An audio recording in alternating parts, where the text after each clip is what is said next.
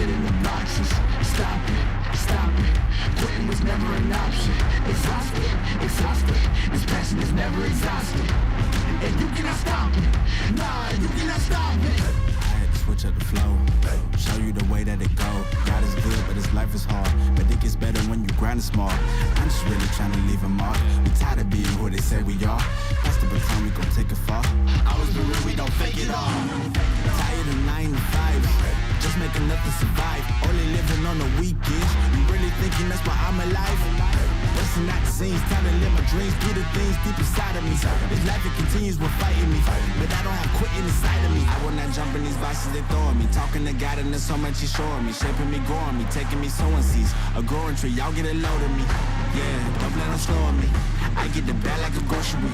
I'm on my grind like I'm supposed to be. And I do not care if you notice me. Boxes, boxes. I cannot fit in the boxes. Stop it, stop it.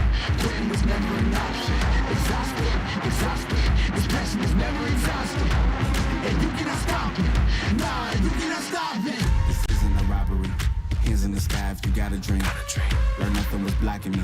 I was the problem, the only one stopping me. I didn't like it, I had to refocus. Now I'm devoted, I know where I'm going. Controlling emotions, I'm owning the moment. In order to get it, see, you gotta want it. This type of flow make a living break. Confessions over these 808s. Don't sleep on the key, better stay away. I mean, for heaven's sake, I'ma be the best. Came from the endless, I ain't with the games, bitch, you with the chest. Be beating on my chest, trying to get my rest. Watch me while I flex. Every win is a blessing, and every L is a lesson. So when I run into rejection, I know it's only redirection. I see the blessings right beside me. The chances of quitting are likely. I do it like I'm in my Nikes. Don't make excuses, they never excite me. Boxes, boxes. I cannot fit in the boxes. Stop it, stop it. Quitting was never an option. Exhausted, exhausted. This passion is never exhausted. And you cannot stop it. Nah, you cannot stop it.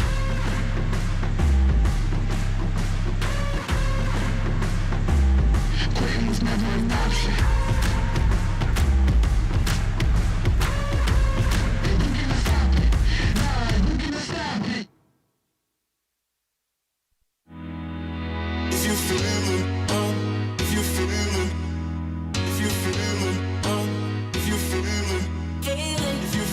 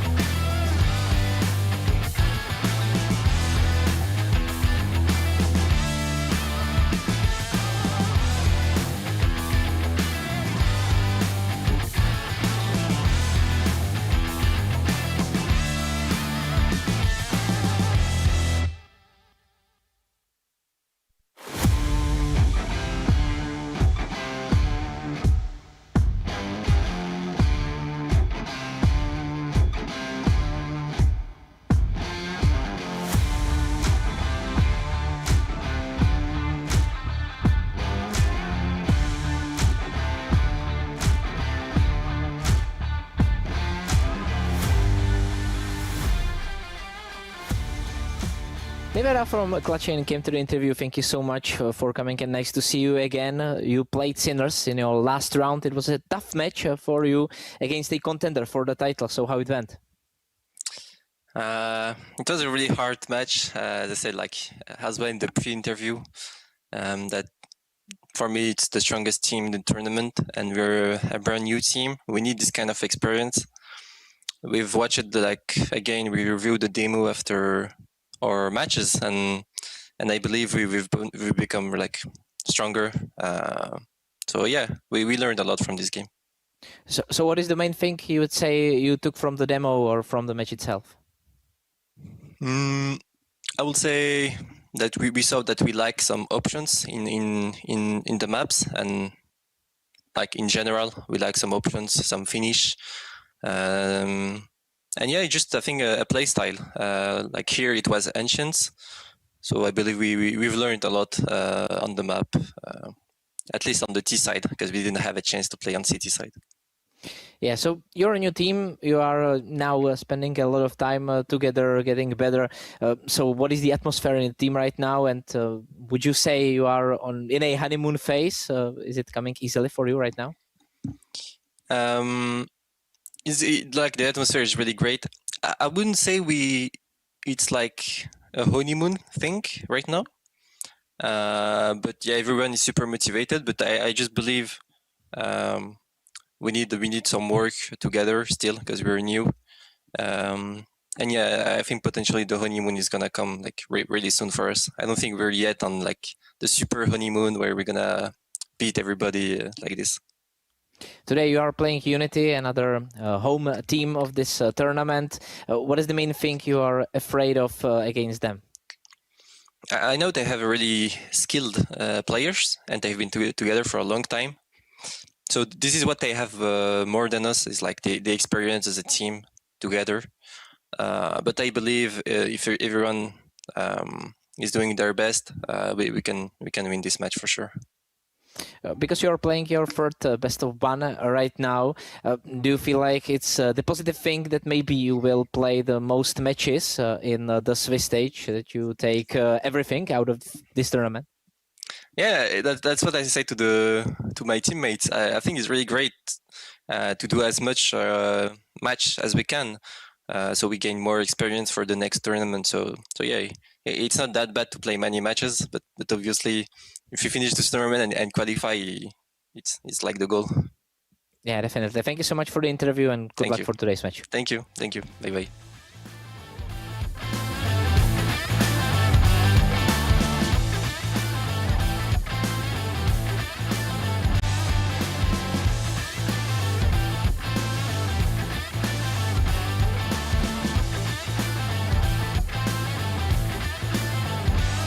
Mikey from Team Unity, thank you so much for coming to the interview. A tough loss against Alliance, clean sweep from them.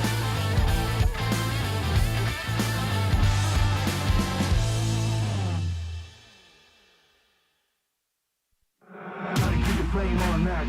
I'ma keep it going till there ain't nothing left. Going till there ain't nothing. Keep the flame on max. I'ma keep it going till there ain't nothing left. Going till there ain't nothing. Keep the flame on max. I'ma keep it going till there ain't nothing left. Going till there ain't nothing. Keep the flame on. Nothing. Keep the flame on. Nothing. Keep the flame. Keep the flame. Keep the flame on. Gotta keep the flame on.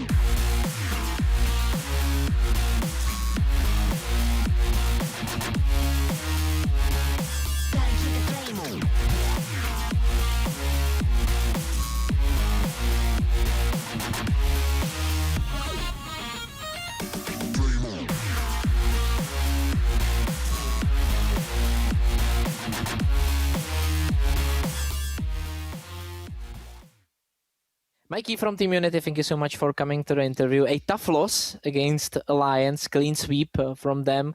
How did you feel during the match and after the match, and what did you say with your teammates?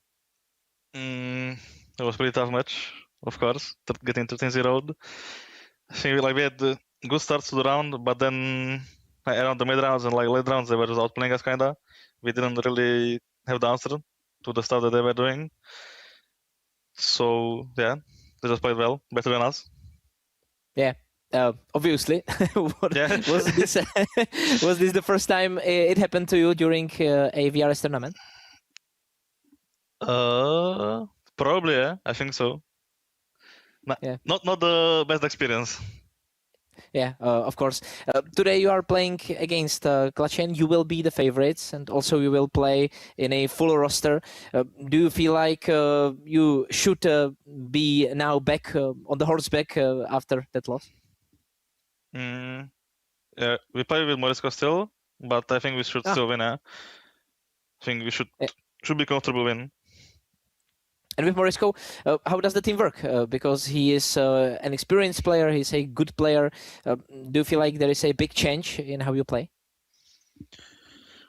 Like there is, of course, a difference between Quers and Morisco, but I think like the roles are still fitting, so it's kind of okay still.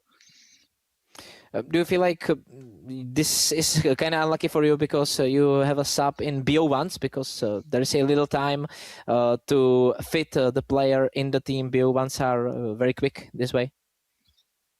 I think like it's maybe even better for us, kinda, when we play with stand-in. But at least we got one win in the BO1, so on BO3s we can play with full roster. So looking for the BO3s now. And what is the atmosphere in the team right now? You lost heavily, as I said, but still you are in some rebuilding phase, in some new circle ways. So do you feel like there is a good atmosphere still in the team? Yeah, I think so. Like we are having still fun, like practice and stuff. And like this loss is like it's tough loss. It's 13-0, but we still like only lost like 2 VRS points, I think. So it's kind of okay in a sense. Yeah, it kind of doesn't matter. And thank you so much for the interview and good luck for today's match. Thank you. See ya.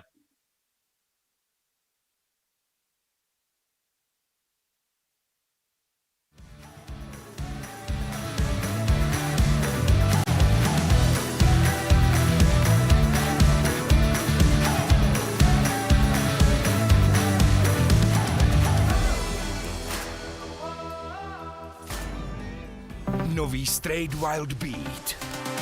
Zažij divokou jízdu. Zažij to napětí. Zažij ten beat. Zažij Wild Beat. Novou vůni od Straight.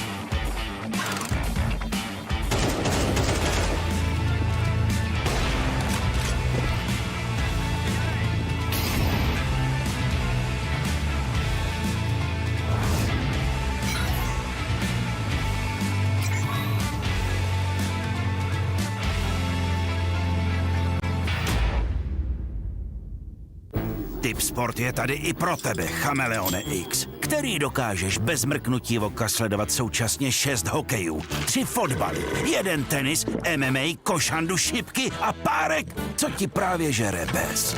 Nejvíc exkluzivních streamů na jednom místě. Tipsport, největší komunita sázkařů.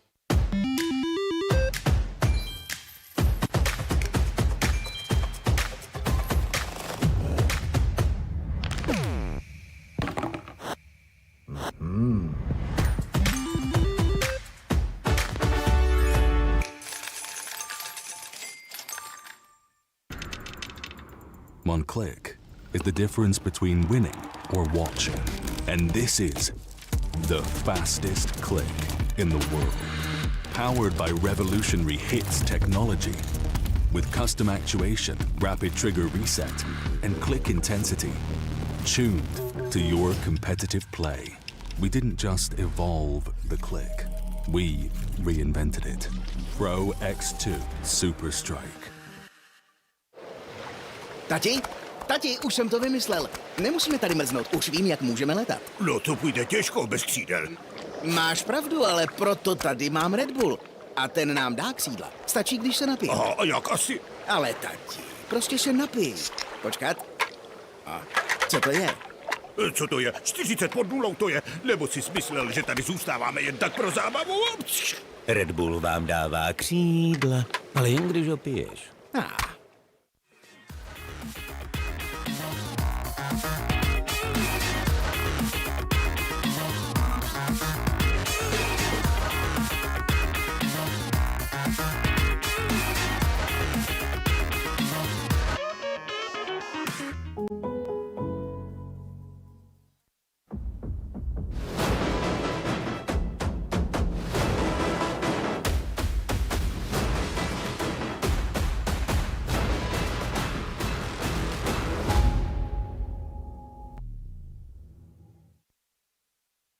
A very warm welcome back to Tipsport's Conquest of Prague as we enter our final best of one day in the Swiss stage. Round 3 will begin to kick off and look to come to a head very soon after the fact. My name's Untitled Chapter. I'm joined by Dwayne as per usual for today's broadcast. How you doing, man?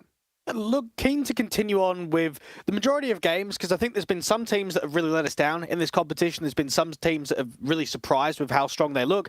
And then there's also teams, especially in the best of one contexts, that know a win today is going to be so important to go 2-1. Indeed, we've got 2 best of ones for you today to see who is going to end up taking those upper groups in round 4, and from there on out, it will all be about promotion and elimination for the squads involved. It would have been 4 best of ones rather. However, due to other forfeitures, particularly with Ecstatic completely collapsing earlier on this week and TNC forfeiting their match against the Young Ninjas, means that their opponents are going to be advancing to the upper matches. So ESC up there, Young Ninjas, of course, will be in the upper group for the next round. Clutchain take on Unity, and Eyeballers take on MOUZ NXT to try and join them up there as well.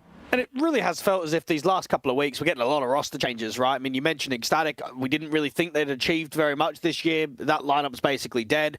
You've got MOUZ NXT that have been making changes themselves. You've got Clutchain that's just kind of come in with a new roster. You've got Unity that are also having a bit of a rotating door. Young Ninjas have just lost their in-game leader.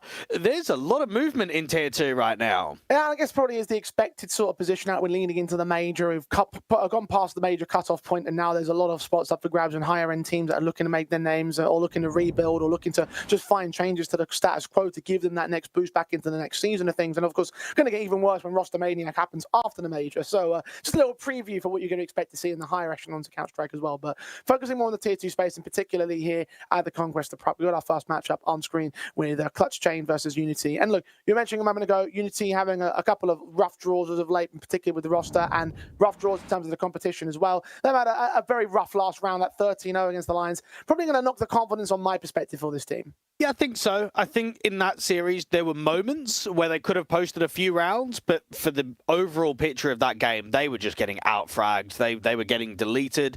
No one was putting numbers up. There was even a 2v5 that got won out by Alliance at a certain point. So I think for Unity, they certainly weren't on their A game at all. They've got a much higher ceiling, and they proved that by a very good upset in the opening round versus Eyeballers. Now, I think that right here for Neofrag and the boys, they'll look at this draw against a very weak-looking brand-new team and say, this is a perfect opponent for us. Let's come in, let's show quite a bit of quality and strength. Let's go 2-1, and let's be a team that is in the race to try and qualify to this local LAN. And certainly you'll be coming out from your own perspective for this French and Belgian side, but I also take a look at the level of teams that these two sides are playing, and you've at least got that Eyeballers matchup for Unity. Clutchain haven't got the same caliber of opposition. They beat MOUZ NXT, lost out to Sinners during their particular run so far, and in other competitions, there's very little to speak of to give me a lot of faith in this side either.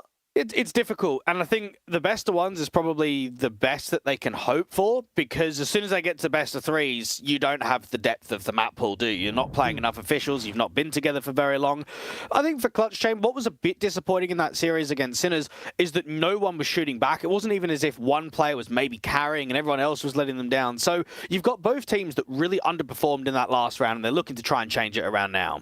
again, the question is, how do you sort of weigh these two teams up by the opponents that they faced on? Because they're both sort of front runners in the competition. We're looking at Alliance and Sinners as being our ideal grand final. And so getting knocked out, or not knocked out, but getting like put down in those kind of matches in the one-sided fashion that we saw can kind of be expected. Probably less so for the 13-0, but it was equally so a 13-3 for Sinners against Clutchain. It's not like they fared that much better than Unity did. No, and I think for right now, this is probably the kind of game where you have to look at your more capable star players. I think for Woozy, he performed really well in that opening matchup versus the Eyeballers, but we didn't really see much from him in that second one.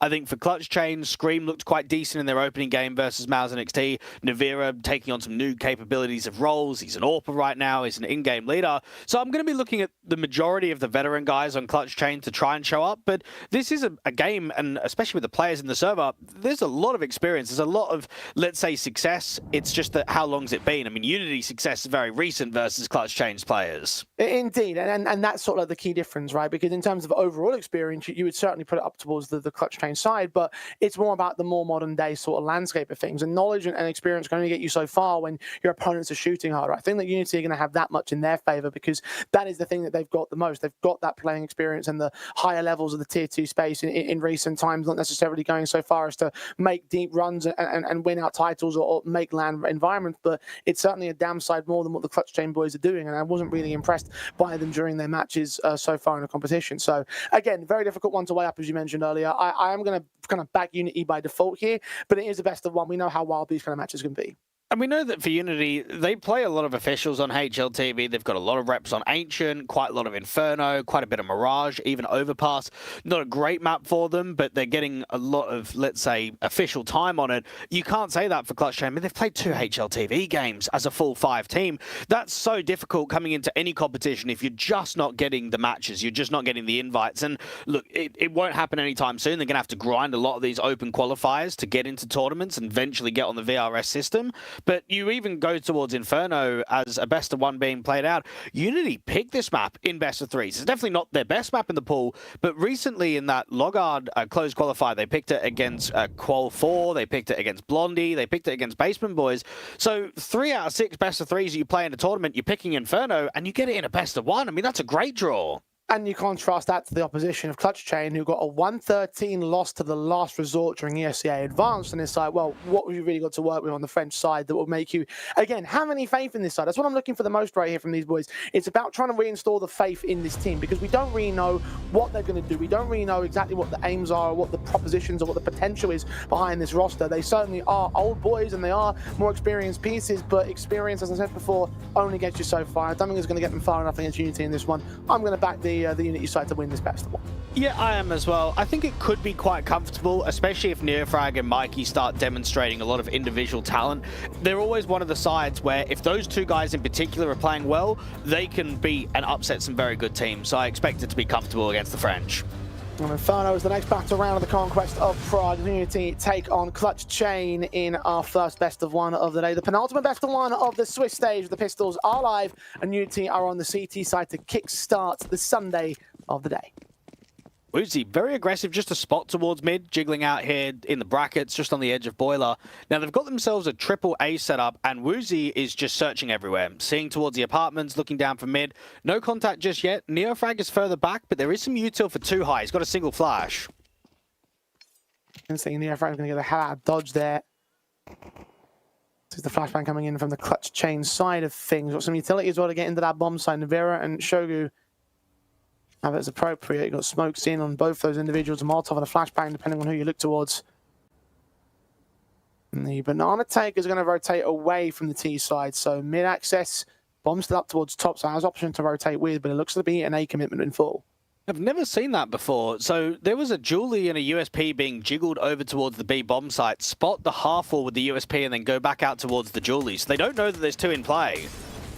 Well, more attention drawn towards the A bomb site here as Woozy gets his kill in. Double up secure towards Kyojin, out towards Minipit. Marisco also on the bomb site outside of it. Woozy will get his next kill back in. Mikey also strikes back the Julies. And it's a nice clean shutdown. Woozy with a quadrant in around himself. And Unity kickstart with a pistol. Woozy has played, what, nearly 300 maps on HLTV with Unity, and he's still only 19 years old. Now, I know that he gets a lot of criticism from me, but he also has some very good over-performances. When he was up against the Eyeballers, all I remember, Jay, was that AWP towards short every round, wasn't it? It was pinned on the angle, he kept getting picks, kept falling off, kept refacing, and when you're dropping silly numbers against a, what, top 30 team in the entire world, that shows that a young player can strike with a lot of confidence, and that was a great setup out there from the pit, just one after the other.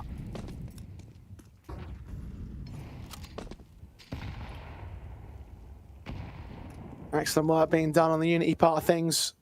Clutchain down the pistols very early on here. No bomb plant bonuses were gained and didn't really have access to the bomb site directly. Shut down by the outer crossfires of Woozy and co. Really not expecting much out of this round right here. The upgrade on Navira might provide a headshot or two, but you are, again, praying that something comes your way in this context. Unity should have a pretty nice lockdown of the second round. And Mikey was talking about it a little bit in the interview, just hoping to go and get the full 5 together again, because Unity played with Morisco versus Alliance, they played with Quirts versus Eyeballers, you're now going into a game versus Clutchain, and 2i is still here. Mentioned that there's been a lot of roster shuffling going on in Tier 2 at the moment. It's never easy in any competition against any opponent when you don't have the same 5 day in, day out. We bring up roster changes and full 5-man units and the lack thereof in some other teams later on today, but Unity definitely suffered to that lack of stability. Look out of the gate into the apartments, out towards the A-bomb side. Struggling a little bit with that SMG and Morisco, so not quite as stellar as it was in the pistol. Mikey from the back of Long and Moto can at least engage players and make them drop Woozy support as well. They are taking heavy damage on the HP bars though, so it gets a little bit messy. And the bombs should be looks committed and planted, so they get a cash bonus out together. Python will drop 2i, is going to be a little bit late to the mark, so Navira will get a little cash bonus for his side, but it will still be a 2-0 start here for Unity. And for Clutchain, I do feel, especially going into a map that's quite comfortable for Unity, that they play it quite a lot on HLTV, at 10 wins, 6 losses in the last 3 months, nearly a 60% win rate on the City side. You've got to compete early. If you allow, let's say, Morisco and the boys to get off 5-0, 6-0, you're done, not just because it's the best of one, but because you're going up against a fairly structured team. You're going up against a competition that play at this level very frequently, got a lot of reps, need to make sure that they are at least fighting back early, otherwise that is going to be it. And Shogu's doing his homework. We've got to get some in. Player that we know probably the least about in server, I want to say. Yep, easily. What was the joke you made last week? Was it Show Who? Yeah, definitely not Zywoo.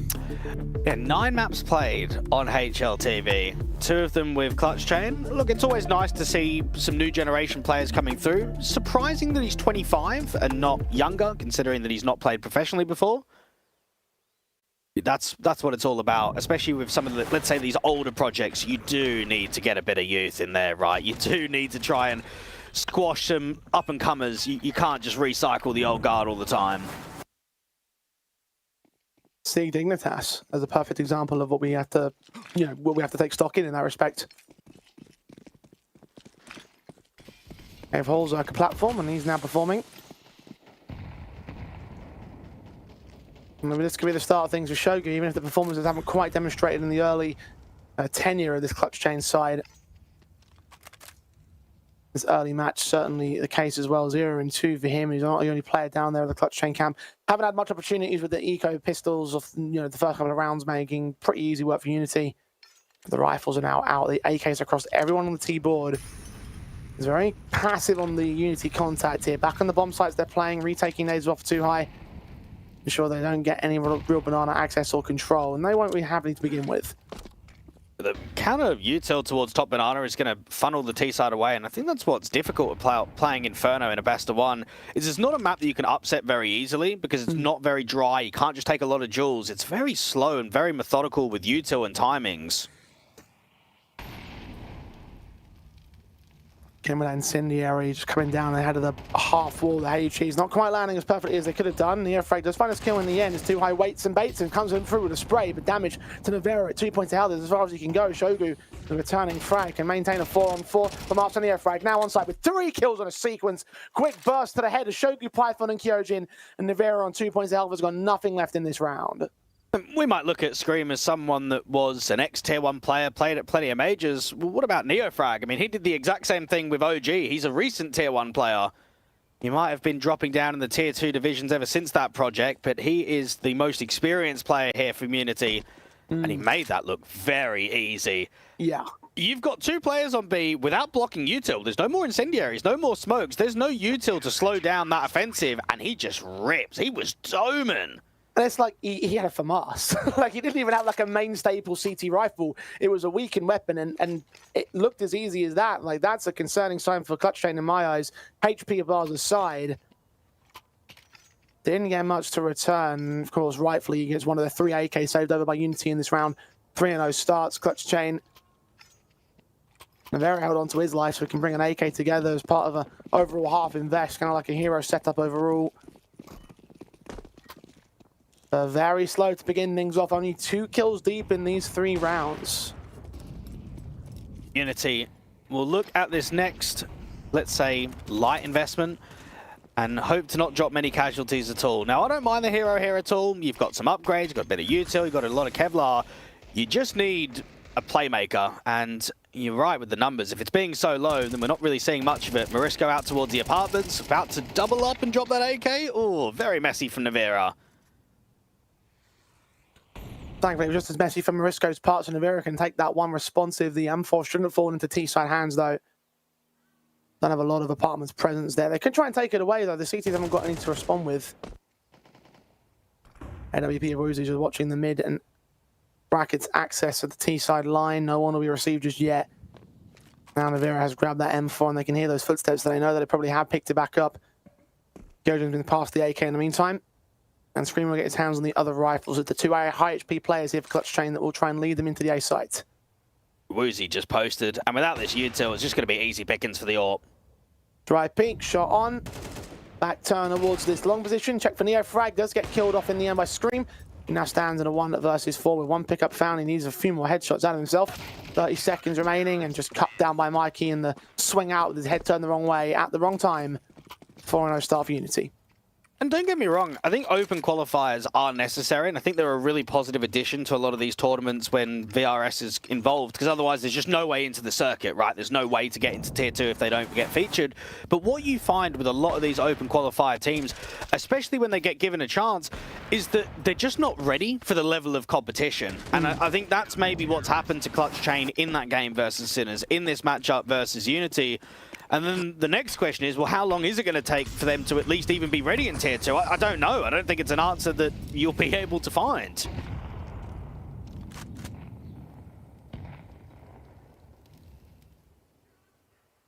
It's very easy to say give up some more time in the oven. But you are right. How much is too long? How much time do you realistically give them? Scream has started off well in this round. Swing out dry from that M4. Doesn't get anything more out of it. And the air frag will fall next. Scream with a double up. Good flash timing keeps Mikey blinded, so now he falls out of position. Incendiary is at the helm, ready to try and put that down to the default plant. And you see he's completely unsupported by his teammates here. The last 2 Unity players are back on the A bomb side trying to look for exits, and the 1 lurker, Kyojin, and keep their weapons in check for the next round because, well, Unity have been locked out of the bomb site despite it being Clutchain. It's still a very difficult retake on the B bomb site, and they don't want to have any part of it. And Unity can look at that and say, do you know what? That's a bit unlucky. We played a 4-1 setup at the start of that round. I mean, Neofrag's the only defender to try and hold off against B. And when you're solo and you're getting hit by pace, you do need to fight and funnel through that CT smoke. You can't afford yourself to sit back and play retake because you end up just saving anyway. Clutchain punish the bomb site with the lesser players. Now found the first round for the T side. Now, at least for the CTs, you're holding onto an AWP, got an AK in the hands of Mikey, an M4. Rebuy is going to be no issue whatsoever. And I think this is maybe where we see a little bit of an adjustment from Unity. They maybe bring 3B early round, try and punish Banana, maybe have an aggro app set up, try and look down the long haul. Always feel that a lot of squads, when they give up a T round on the CT perspective, will try and adjust quickly, try and change that setup.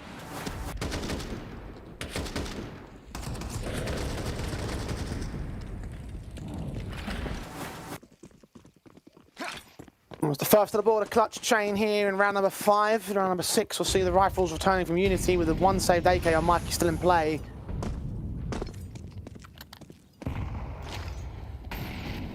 Of course, you mentioned Neo Frag's tier 1 career. Fellow Mikey was also inbound to OG at a certain point.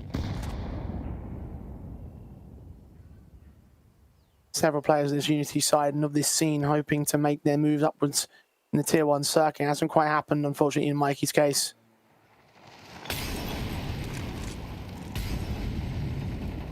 Unity being in worse stead, you don't know whether it will happen at all with this particular project. Clutchain, at least, on their nerve back on the banana access, will give them a preview as to what tier 1 used to look like. Yeah, Frag had to get flashed in, show what more modern times will present. Not much in their case. Woozy very fast to trade back in the AWP. They're just pummeling Util. Scream's going quick. They're trying to run this down, and the CTs are doing a very good job of blocking with the Util. Has to hide behind that smoke. One smoke comes back towards the CT angle cross. Meanwhile, Marisco starts searching in the apartment's going to hear these footsteps, though. What can he get out of the boiler room entrance? Tucked in.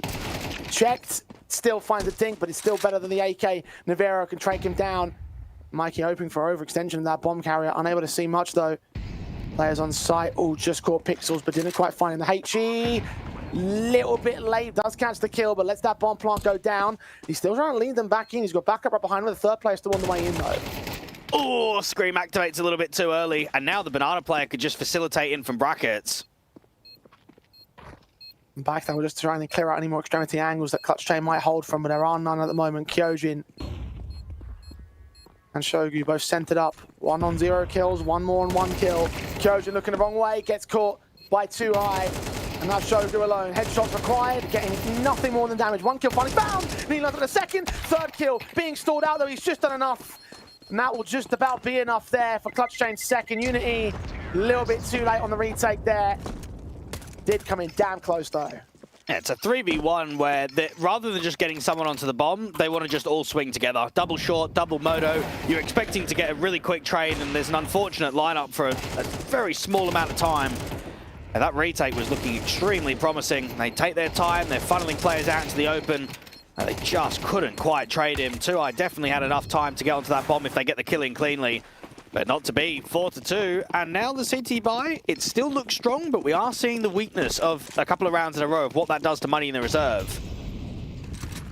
They'll try and push in towards his mid-access, though. They want to try and aggress and try to catch these players off. Good flash in. They're so blinded. Mike gets that kill. Second man round the corner. Also falls to Neo Frag. Navarro's Orb can trade back that Neo Frag kill alongside Shogu, taking down the likes of Mikey. Is he wary of too high to be close? Those shoulders been seen. And the CT player wins out the fight. Not wary where the second man's coming in from. Underpass is being checked by Marisco. Kyojin will fall. And Navarro realizes that Unity were just all over them way too quickly. Not much that he could have done without Orb. So focused on some sort of B attack, but it was all to the mid-aggression. And now he's in a 1v3. And that's just pure disrespect, isn't it? That's Clutchain winning a couple of rounds in a row, clutching out the last. You go into the follow-up, and the CTs are just pressing everywhere. They're down mid, they're flashing deep banana. There's players even out towards second mid there from Marisco. Rivera is going to try and hope that he holds on to this AWP, but he knows as much as we do, a minute on the clock, and they know he's low, they could be anywhere. They could be pushing down banana. They could be alt mid. They could be coming through from the apartments. So do your very best to try and hold this big green into the next, but for Unity, that's a perfect response. And count yourself lucky that you're not seeing any contacts here, because the CTs, I mean, they had so much time to hunt him down. Looks to get away into the T-spawn rather completely for free, without much more facing his direction. And that mid-charge doing wonders against Clutchain. Unity posting up a 5th to respond with. You mentioned that economy stay getting weakened on the CT part of things. I mean, now it's no longer going to be the case. 3 alive, still got the decent reserve on Mikey. He can buy near frag and get dropped. Options a lot more limited for Clutchain here. Navarro's Orb staying in definitely is going to aid him. The Marisco can reach him in time. Can he get there? Don't think he can. Nah, not able to round that corner in time.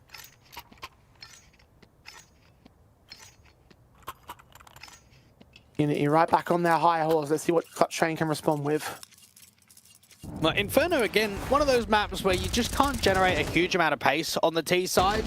you can have pops, you can accelerate apps pops, brackets pops, but at least in the first 20 to 25 seconds, other than taking banana quickly, there's not a lot that you can do. So it's a very slow, it's a very defined default, and you've got an AWP, but not a lot around it. I think for Unity, you could probably target an 8-4. You could get a lot of CT rounds in this first half. Almost guaranteed 6 right here. It's a half invest around the AWP, if nothing else. Loss bonuses should kick in to maintain a buy in the next round, at least for Clutchain.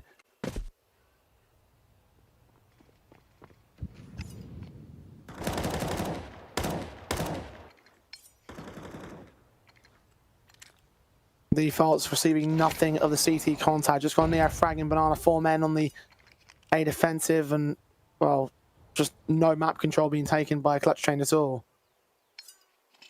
The AWP has been, well, let's just say not aggressive. I mean, all just situated out there from mid, just waiting for a pick, rather than, let's say, being on the front foot, getting out towards brackets, looking for a short kill, looking for someone towards long.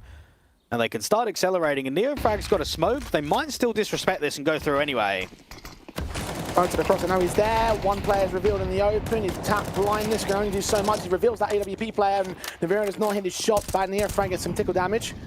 Emerald's trying to hunt him down on the boost, and Nivera's looking to be ready for it. Look to the back line as well. HG's revealed, and well, Too High will go dropping. That's one pick back.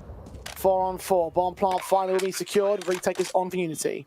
Nivera needs to show up big time. He needs to bait a lot of his teammates to try and stall for time. Python catches Mikey as the smoke towards Coffins fades. Neofrag's waiting for an extension. He might receive 2 of them around the corner. AWP is involved. Python gets both those headshots together.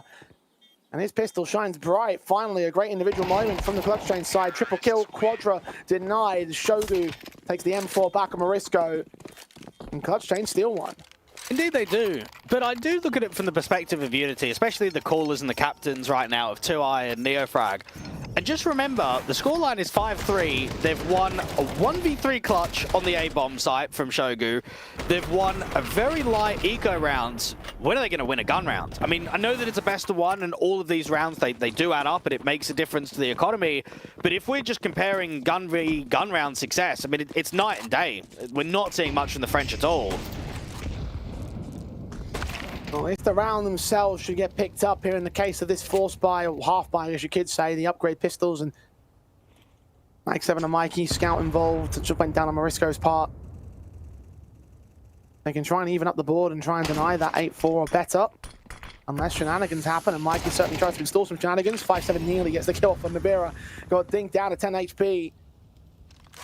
Mikey's grabbed an M4 in the meantime, but only Neofrag has the Kevlar to really yield it. Gets caught off by Scream on long, so now that's the man down. That should be most of the threats neutralized in a round. Keep searching. Keep allowing the lurker to create more space. Now, there is a backstab opportunity for Mikey and Too High to catch off Scream, try and save onto an M4 and an AK in the next round. That would be promising.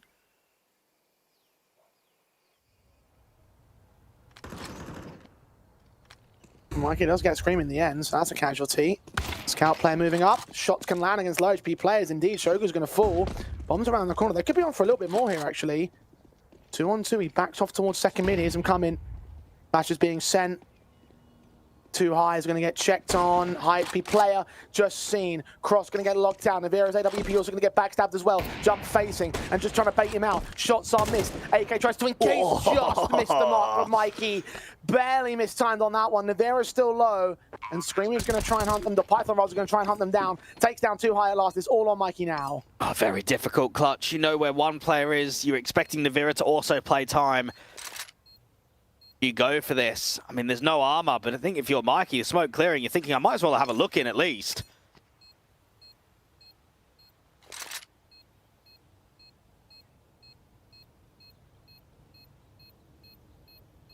We get the exit frags. Remember, this is an eco overall. 3 casualties could be mostly fine. A 4th one will be lovely as well, but they're going to escape via Moto. So no further exits on Mikey's part.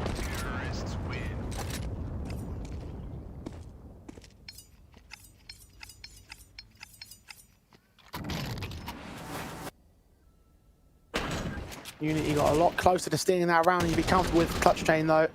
Too High played that to perfection. He's really unlucky there because he's not trying to duel against Navira at all, is he? All he's trying to do is distract him, bait him out, hold that player because Mikey's got the timing.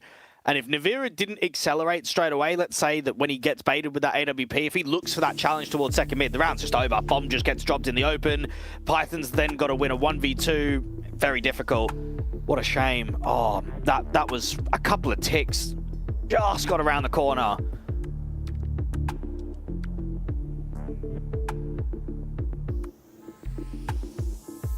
Trying to get your own heads there in the case of Mikey.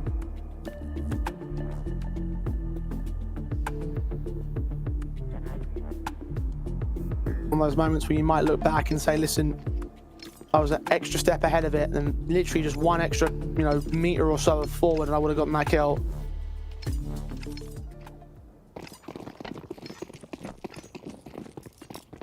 I think about that overall though, that might be what that tactical pause was about, just to make sure the boys were calmed down, make sure they didn't lose their sanity, didn't lose their heads about it, and just focus on the true gun round, which is right here and now. Chance to completely decimate Clutchain side. Well, this for the French has got to be the most important round of the game so far. The scoreline's quite close. The economy's definitely more so in your favor. Must win. 3B. A lot of pressurization with the nades towards Banana, but it's a very light offensive. No one's in Banana directly. There's not even any map control being taken towards A early.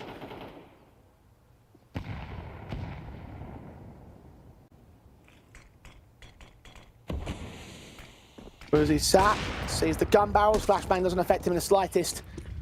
Kill on Shogun kicks things off near Frag. Tries to take that space towards Banana, covering fire from his teammate. Gets the kill from Python whilst blinded. He's got to fire back, but lost his head as a result. Scream now working his way up long, hearing the footsteps coming into Moto. Will he check archers? He will, but no one will be revealed directly. Scream might be able to get away with one.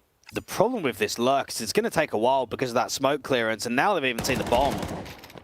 Scream's gonna explode with his head turned away.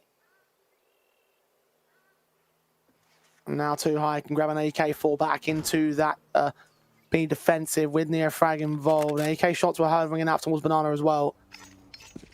But I think that Unity, or Clutchain rather, just don't really have the time to maintain it, and I think they recognise it themselves. Go back and save the weapons. Navira and Kyojin will stay alive. Kyojin still fragless even at this stage in the game. 10 rounds passed and it's minimum 6 to Unity for 4 of Clutchain.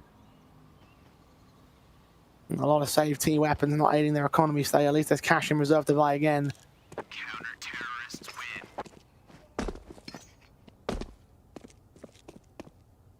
Unity are still on the front foot. They're on the front foot for the entire game long so far. And no matter how you judge Kyojin's individual performance when he was on Vitality, he still got to work with Shox and Apex and Zywoo. You can't be going 0-7 in a best of one. It's an experienced player that hasn't played for a while, but is required in all of these games. You can't have anchors. You can't have players dropping off. They need a bit extra. 6-4. Aggressive mid-smoke, but no aggression down from mid.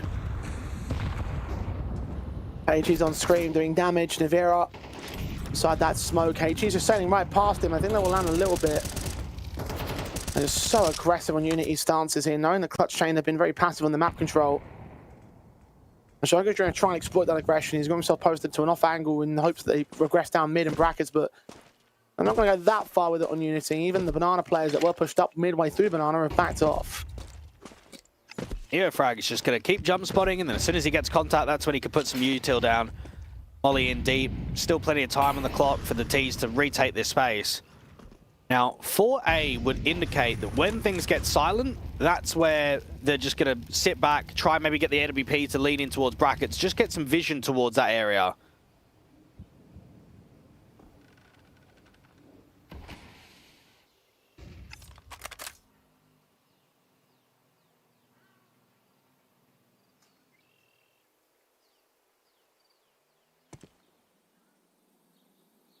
Seconds on the clock, Mikey and Near Frag on the back lines here. Incendiary is being sent, Near Frag and get chased away from the back wall. Find the only angle beyond the Molotov, which is perfectly placed to ensure it's not even harder cover. Scream will get that headshot in really quickly. The entries. HG to open a smoke. 2 men seen. Mikey doesn't know to prioritize and will go down to the firing squad in the end. Too High missed the markers to boost up player. And Unity again, conservative with their weapon stable. Save the guns for the last round of the half. Unity can't quite get that CT advantage just yet. Unfortunately, it's just a bit of a misread from them. So they're playing a 4-1 setup. They flash towards mid, and they only rotate one player over rather than two. And the B players don't have util, do they? Neo frags out towards Dark. He doesn't have a single molly or a smoke. Mikey that was sent on rotation doesn't either. He's only got a HE. So there's nothing that they can do to slow down those T players executing in. Always difficult when you're being mollied out in the open. You're hoping that there was maybe no Dark molly, that maybe there was a molly down towards Nubox and second oranges. Not to be. Still no problems with the buy. And I think for Unity, they've had hardly any ecos. They had that one round where, what was it, Too High had the scout. And they had a previous round, even on a gun one, where Neofrag had a FAMAS on B, but pretty much from the word go, it's been rifle rounds after rifle rounds, and that's because the rounds that have been converted by the French, we're just seeing save calls.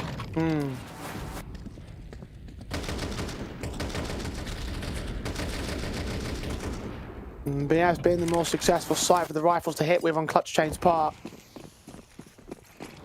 Particularly in the gun v gun rounds where they have had little success over Unity overall.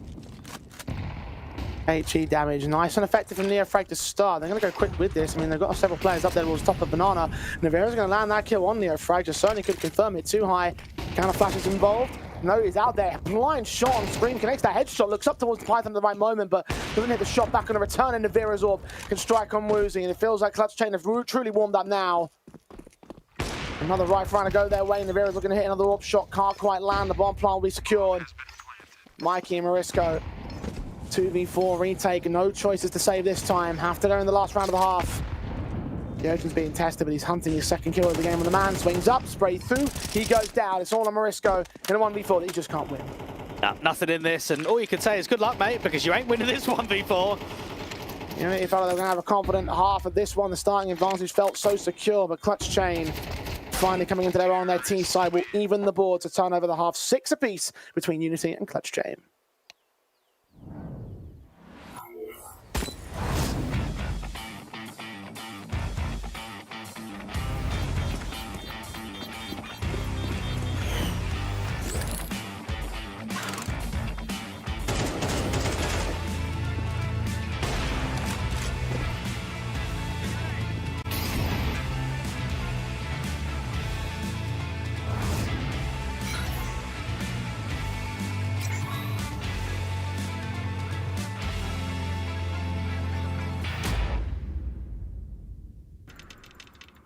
One click is the difference between winning or watching. And this is the fastest click in the world. Powered by revolutionary hits technology. With custom actuation, rapid trigger reset, and click intensity. Tuned to your competitive play. We didn't just evolve the click. We reinvented it. Pro X2 Super Strike.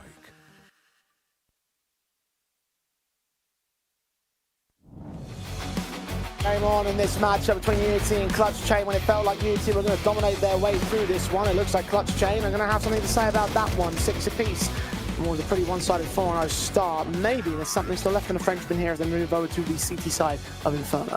It definitely is. Anytime you can put up 6 T rounds in a best of 1, you put yourself in a pretty good position. Now, a lot of things are going to have to go right for them, moving into the second half, winning pistol, winning first gun round. But for Unity, they'll be very disappointed to not be getting more out of that. I thought for sure they were going to be getting 8 rounds or so. Felt pretty certain at a certain point, but failing to make that marker. They ruined their chances already. Pistols alive. The Frenchman can get away with a nice, confident win in. Mike is going to charge forward that Molotov, and Navera's going to swing aggressive as well. Catch his teammates off guard, but not get a secondary kill out of it. Kyojin instead lands his second kill, and traded back by Morisco to a 4 versus 3, making it 4 versus 2. The scream domes in Morisco, out towards the arches. Woozy and Too High, and a 2 versus 4. Making it 3 back of 1 return. Bombs been dropped in the open, so going to take that long control to get it back. The searching party, especially Shogu, towards the apartments, I really like this because it's going to be able to clear up the majority of short and brackets and indicate that they're towards long with the bomb. It is a scream, Goosh down, alongside Python taking damage, but gets his kill into the last man. 1 point of HP, he wins a pistol for Clutchain that puts them now in the lead for the first time in this match. Well, you can see that there's a clear disconnect from Unity, and that's just poor communication. So they try and pressurize brackets fairly quickly, and Incendiary goes down from the CT point of view. Mikey, with his head down low, is trying to jump up and basically get the crosshairs away. He needs a second player, though. I mean, look at this. Where's the second guy? Where's the guy coming in? One or two things need to happen there, Jay. Either you completely respect that molly, or you go with at least two. Mikey just gets sold to the mincer. Might be an ongoing effect to this rotating door solution they've got to their roster at the moment. Coordination, chemistry, things you need to build upon are not being built appropriately.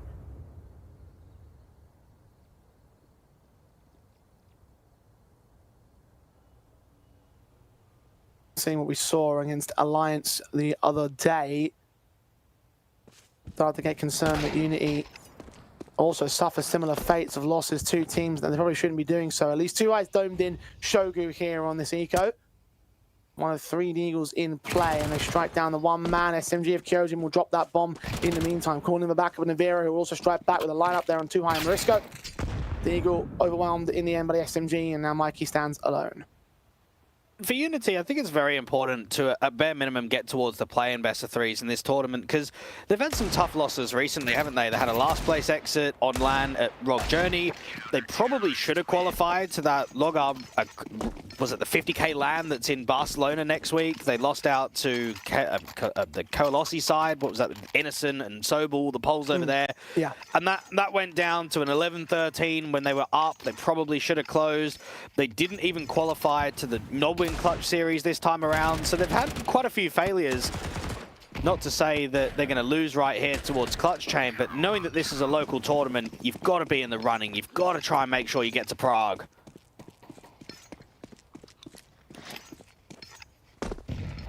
And they are the true Czech side. Sinners may have those roots, but these guys have the roster.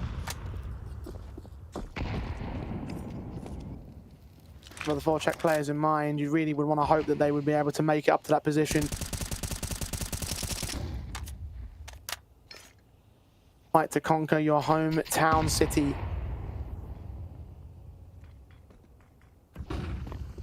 Clutchain over rifles now. SMG on Kyojin, M4, oh sorry, for Mars on Shogu rather, M4 in the hands of Navira.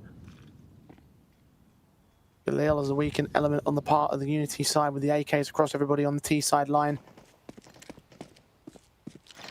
Working their way in the brackets, uncontested for the most part. Drawing so much CT util this default. There's almost nothing left. Now, Navira has got himself a tidy boost to watch out the arch wrap, see if there's any insertion towards CT. No banana player. This has to be an A end. Kyojin's seen several heads. Flashes off default wall. Kill on towards Shogi, going to kick things off to 2 high. Navira in that corner box, going to take down one player, not the second man. His back was turned, but the spray was awful. Marisco, 1.8 HP, stays alive, and a 4-on-2 for Unity locks in. Clutchain, the last 2 men have to save. And that's why being drawn all of that counter util makes the sight hold so difficult. When you're playing AAA and you've got nothing to block, how do you even play off of one another? Everyone's just tucked, aren't they? Everyone's on that crossfire just hoping that we can go 1 for 1 each, and it just doesn't happen at all. A HE to get in there, a flashbang so you can swing wide, a molly to slow them down, just something. Not to be beaten by Unity, and that's a lot more like it. That's a really strong execution.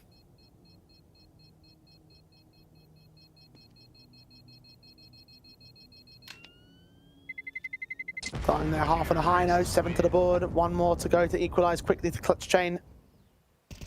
This French advantage doesn't look like it will last long if Unity get their way. Still got a little bit of respite before we get there, though. This game is not over yet. And for now, this advantage stays in the favor of the Frenchman, who just took a tactical pause. Perhaps to get through the details and start to work towards that winning strategy. You currently have an advantage, and you'd like to ideally keep it from here. There's 1 map to play for between these 2 sides. They do not want to be up for elimination from this point on. There's some good teams down there in that 1 and 2 bracket, so yeah, going to have some rough draws. We're going to see some good teams being eliminated out of the competition. Just the trades, the pathing, really good.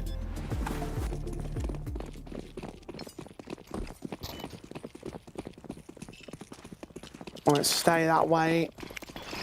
We challenged HC's down, a lot of damage done too high, and nade stack just completely set by 3 players. Python credited with the overall kill, but Shogun and Scream involved in the assistance there. Too high, just instantly dead. His teammates taking very little of the damage elsewhere, but play the rest of this round down a man and instantly into slow pacing on Unity here. Unity have got a bit of a distraction with this boiler lurk, and Navira is going very aggressive against Mikey, and it works out. Guess gonna fall. Now they're down to 3 on Unity, and that was all a lurk play on the A bomb site, and Clutchain to recognize that. Start rotating, Scream, Python still holds alongside Shogu. Got a 3-man crossfire to deal with this take of the site. Got smokes and Molotovs. Put in the execution. Ashes into the CT side, we'll see nothing. So now Scream will start his rotation away. Marisco starts his walk-up contact in the meantime. Check position, back to turn. What an engage that is on Python. Shogu around the corner, also found. Marisco goes on a tear as Scream gets caught by Neofrag in the back. And Unity have found their way in, an unlikely take, but it has worked. Ref, that might be the best individual sequence you're going to see all day on the show. That is crazy that Marisco's been able to open up B. Give him a number. Come on. Ah, there we go. Triple on 3 points of health. Wow. He has just torn him a new one. It was just such a good timing because of hearing that CT rotation. Like, it's the right move to be walking forward to just nail the new box player. I mean, that's difficult in itself, because I think when that player swings wide, if you're not on straight away, you're just dead out there to that grill angle. It's the second kill. I mean, red HP to transfer against the Spools player. That's so difficult.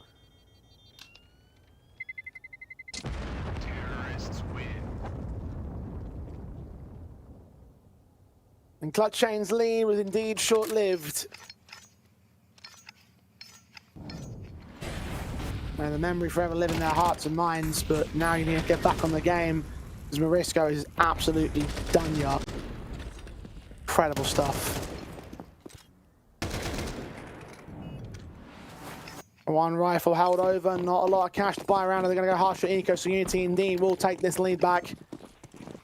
Clutchain will look towards the rifles in the next round, but if they can't get that done, I don't know if they're going to get it done at all.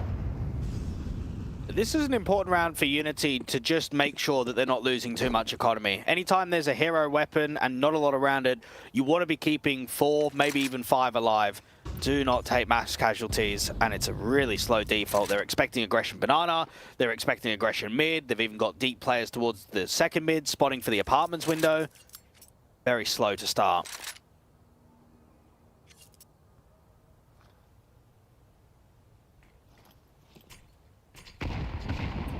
HE's nicely sent in, Screaming Shogun instantly down. Marisco one pick of his own. Navira able to get a couple of kills and assistance for Kyojin. It's a triple out of this one.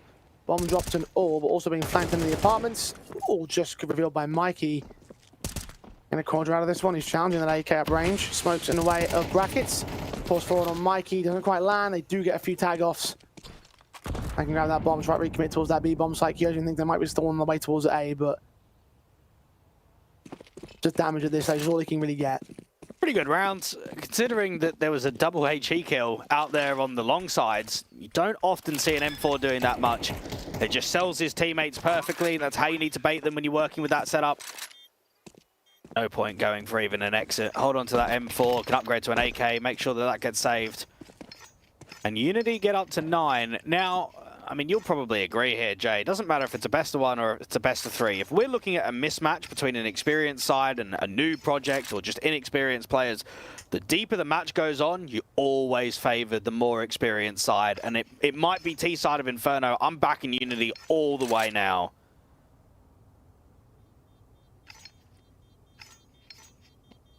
The veteran experience of Tier 1 environments might well favour the Clutchain side, but I would back you in terms of the recent playing times of Unity.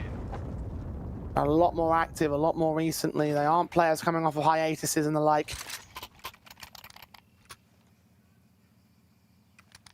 The world and the experience may sit with Scream and Co, but game level certainly there for Unity's part of things.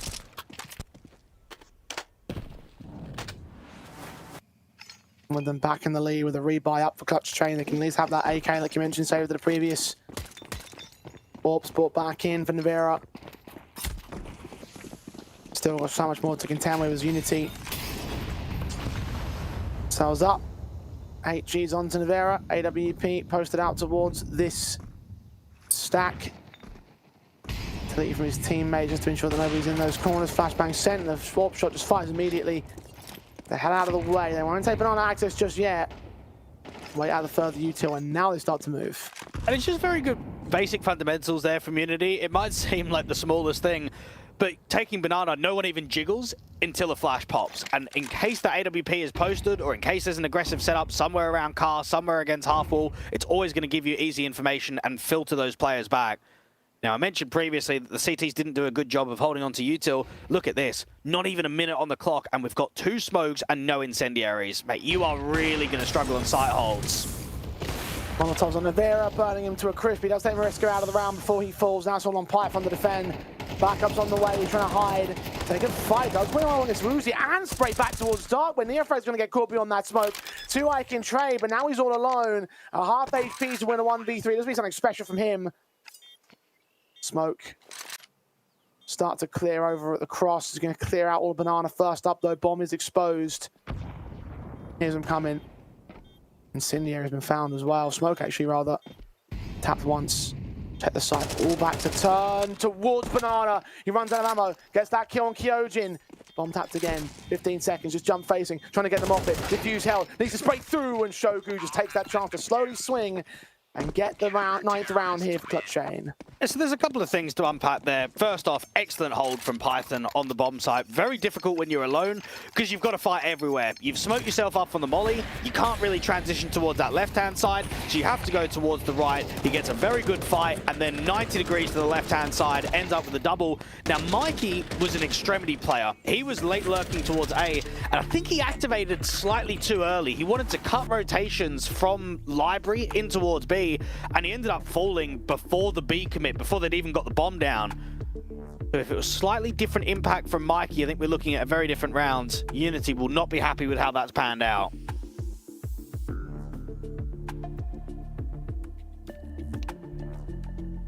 Second tack in for Unity, boys.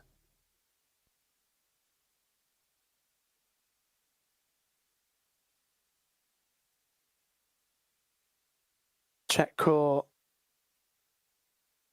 The guns across their board, back in with a round loss that they really shouldn't have done. They were all over that last man.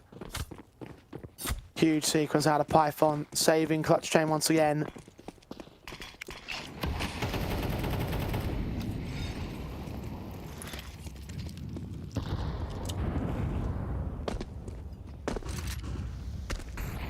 Neo frag.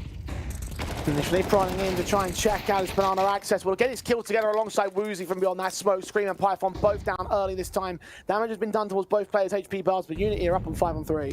And I love how they're not even accelerating banana after that opening pick. They're still keeping this default heavy. They still are worried about, let's say, a trap setup that can come in. Just keep it basic, keep it very fundamental. Now, there's a bit of distraction just because of top site util towards B, but I think if you're Clutchain, you just have to gamble. You either play AAA or triple B. There's no other option.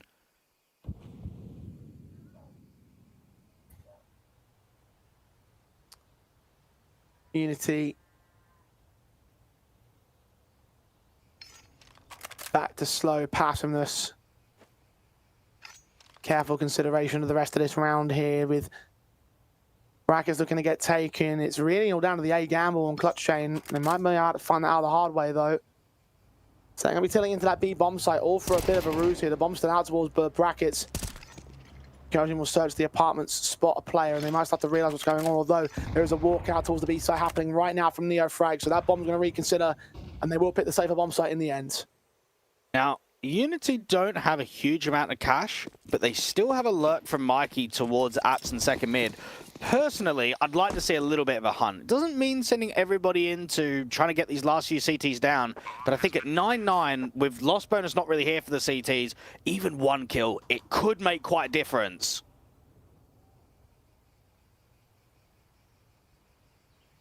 Oh, Aki's leaning up.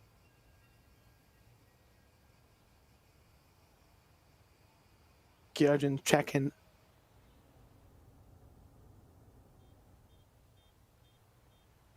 So is Morisco leaning forward.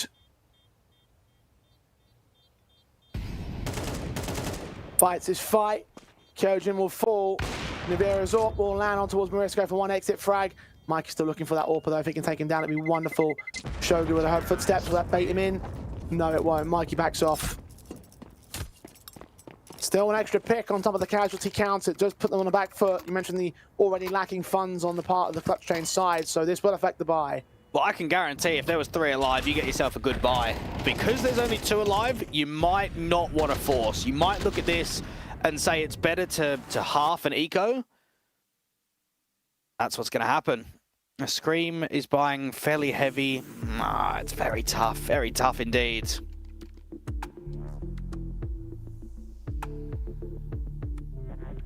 Tactical's been called in. Decisions to make for Clutchain. Scream does refund the majority of his buy state. Python will invest the Kevlar upgrade pistol on him, as well as Gyojin with a deagle of his own. Scream will go a harsh pistol in this one, so it is not a full half buy across the board, but you have some upgrades to back up the weapons. So with the Gyojin and Python going to sit Shogu and Nivira. Nivira's AHE's on towards this banana position over at the Woodstack corner. He's burning heavily. Leans up, shuts down. Neofrag somehow gets away with even more tag damage to the Molotov. 6 HP in spare. Now, I'd like to see that AWP get transferred over towards Python and then just use Nivira as a bit of a jiggle, use him as a bait out here towards the B-bomb site.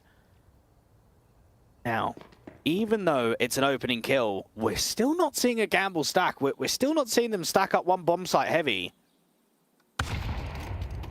Well, HE lands on Nivira now. The AWP has dropped. Python going to just completely sacrifice the boost for the sake of the AWP. Now holding the cross and holding the angle exposed for now as he tries to transition to the bomb site. Unity as around the corner. Flash is coming in. Will blind them off.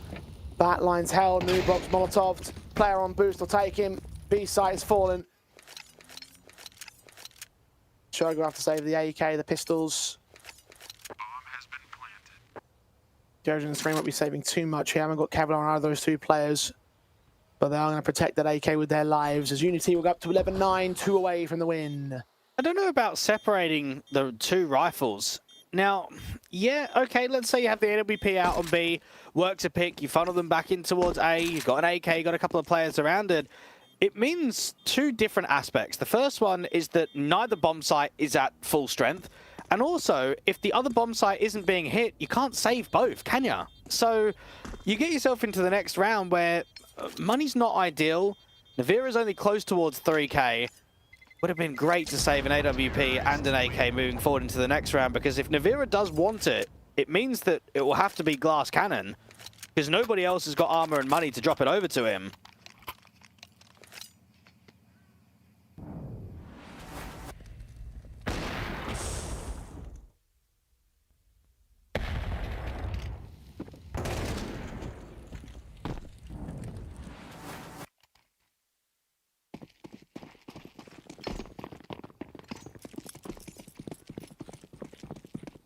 $11-9. 2 to the win. 2 players to face Nivira as well. In towards Brack as he get caught trying to rotate away slightly. Caught by flashbangs and blindness as well. There's only a tag on Neofrag. Jogging to check out long. They know that position's compromised, but no one else is seen here from Unity. The rotation's quite good from Scream to get out towards Arch and just try and slow down this T-side line. But there's still room to go back towards B. Unity have so much space right now. Anytime you've got Banana and top brackets, it tells you the CTs need to be active. They've got to clear one of the 2.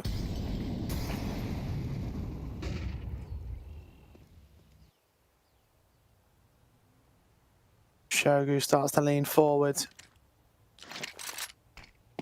Flash in. Nivera will check the angle, see nothing. They're still held behind brackets for the most part. Finally, 2i gives up his life. Nivera kicks off the round, but Clutchain's advantage. 40 seconds for the hit. AWP's been seen. Apps Lurker has also been seen. They need to accelerate and they need to go now.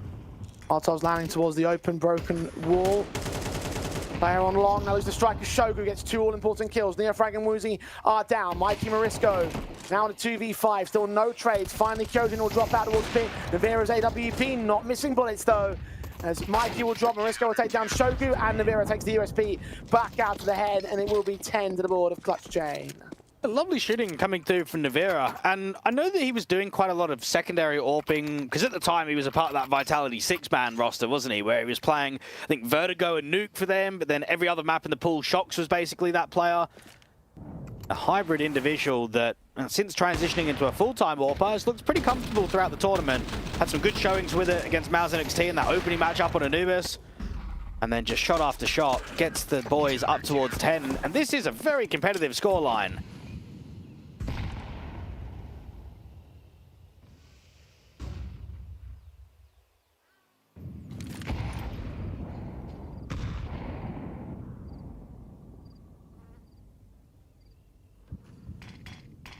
French was slow to start, but now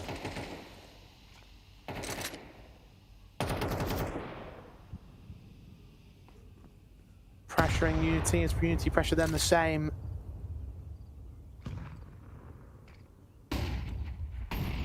Even if Unity have that advantage, Clutchain.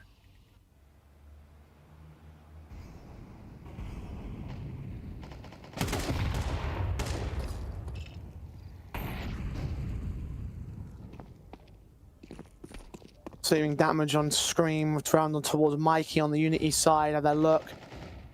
2 players into the apartments that find avenues to work on the A-bomb site. The searches from Clutchain over on the B-bomb site yield nothing, so they start rotating a couple players back.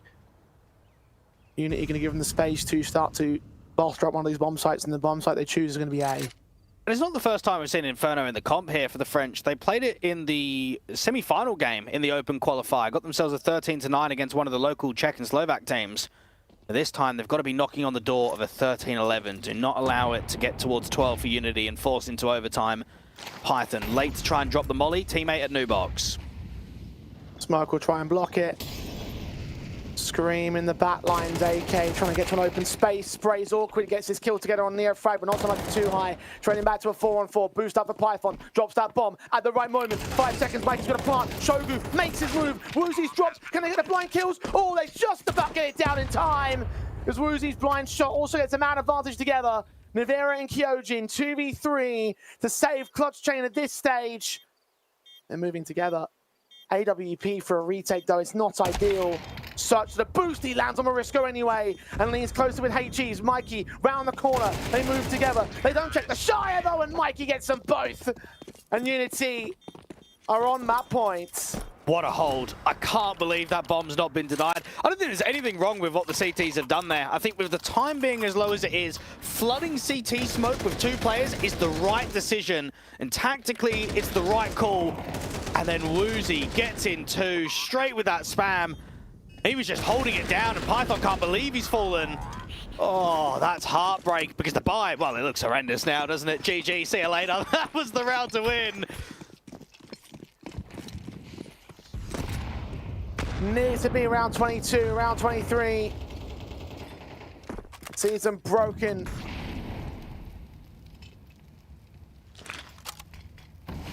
One M4 counteracted by 3 from Masters and a Deagle. I think you're right, Dwag. I think this is game over for Clutchain. They fought valiantly, they fought well. But they'll be up for elimination for the rest of the competition. Unity are going to advance to that 2-1 match. More of a pressurizing affair than it initially seemed like it was going to be, but one that they certainly have earned today. And you even wonder, does Scream deserve the M4 over Nivera when you're looking at 20 kills versus 8? Not been the best matchup from the King of One Taps. I think his crown's narrowly snatched.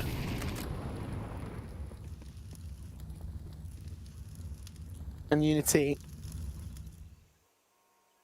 slowly walking their way into this round, knowing that they can afford to do so, and they've got all the control, all the firepower. And now they're going to have the map space as well. Gamble stack turning in towards the A bomb site. Python's going to be standing alone. Smoke off, he's got to fight. He's got to get at least 2 kills realistically, or idealistically. Realistically, you're not expecting anything at all. And indeed, Neofrag turns at the headshot. Batlines covered by Woozy, 1 pick on Navira. Gets out of dodge with the second man approaching now. Seam, spray, taken aback. Kyojin and Scream, 2v5. They're done. It's over. It's 13-10 for Unity. And it was definitely a threat. It was a bit of a scare here from Clutchain, but it tells you the depth of the lineup, that that's maybe the best that they can do in the competition. And that extra squeeze of quality they're going to struggle against. And even Unity, you would rank as one of the weaker teams in Tier 2, potentially even in Tier 3 in their current state. Don't even have a full 5-man lineup at the moment. But the local squad is going for their second win. They're going for the 2-1 Swiss. And, well, it edges themselves very closer to getting towards those play-in best-of-3s. That's what their target is. Get to the Conquest of Prague LAN. Indeed, they want to be up there. They want to be in hometown, on hometown soil, competing for the hometown trophy, and they are on track to do so now. You mentioned 2 chances to make it out of Swiss and into the playing games. They won't have a chance to make it into the LAN directly from these Swiss stages, but at this point, it's the best you can hope for. You're down in the mid-matches. You've gotten a best-of-1 victory. Now you're into the best-of-3 territory, which I think, as you mentioned earlier, with Clutchain in terms of their depth, they might struggle on the Frenchman side. I think Unity are in a similar sort of boat there, because the lack of stability that we definitely saw on show in this matchup is one key example of it, that they are going to get tested a bit more by other squads during those best-of-3 matches. So it's not job over yet. You've still got a lot of work to do. I think it depends on the draw, right? I think if they get a Young Ninjas, that's a really good opponent. I think if you're maybe getting an ESC, that's also quite a good opponent. If you're maybe getting a Coalesce side, who I expect to lose in the 2-0 game, I also think that that's a very good team to face. So they need to get the right draw in that 2-1 matchup, because it is going to be very difficult to push on in a best-of-3. Now, of course, we haven't got the full field of competition that they'll be taking on in those 2-1 games, but for now, we just know that they're going to be up there with ESC and Young Ninjas at this particular present stage. So those are the 3 teams that make their way forward to these best-of-1s and now move on into qualification games. As for Clutchain, up for elimination from here, and as we were saying earlier throughout the weeks today, that this does feel like a Clutchain that really shouldn't be going far. I haven't seen anything today or over that last couple of matches that have convinced me otherwise. And look, I know that we've been bagging quite negatively on Fnatic. They're 0-2. They are definitely going to win that best-of-3. That's not a great opponent to go up against at all. One that's basically really struggling and hungry for wins to get towards LAN again, to get towards that trophy. You've also got Johnny Speeds or Tricked. You face either one of those 2 teams, you are also really going to struggle in a best-of-3. So there are some good squads that are going to be in that 1 and 2 bracket. Clutchain may not be one of them. We'll find out who they'll draw against as time rolls on, as we continue on with our best-of-1 day and our final match of best-of-1s in this Swiss stage. MOUZ NXT facing roster changes, facing a broken lineup. Now they'll still have ZX playing in the competition for this cycle and the season. However, against the Eyeballers side, a full 5-man unit that look on fire, they're definitely going to be tested. We're back after this break as the Conquest of Prague rolls on.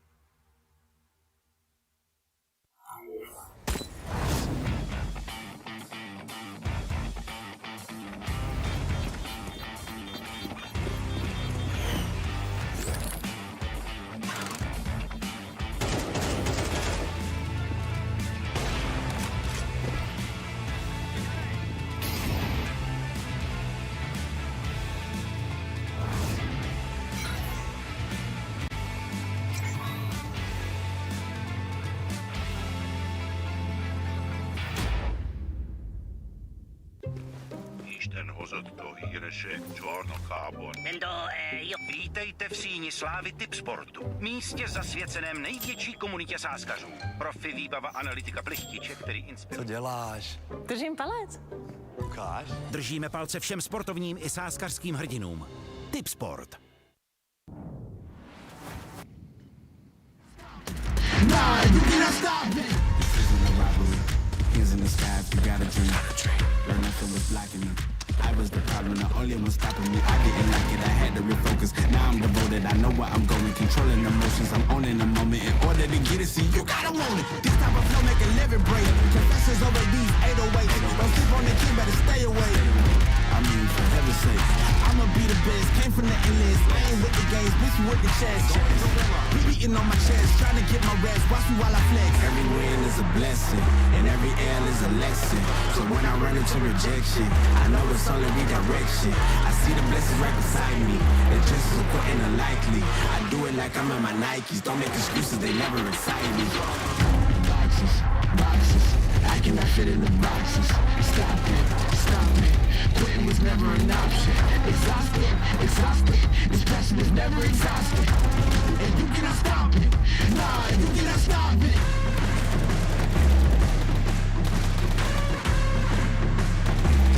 Quitting was never an option. And you cannot stop it. Nah, you cannot stop it.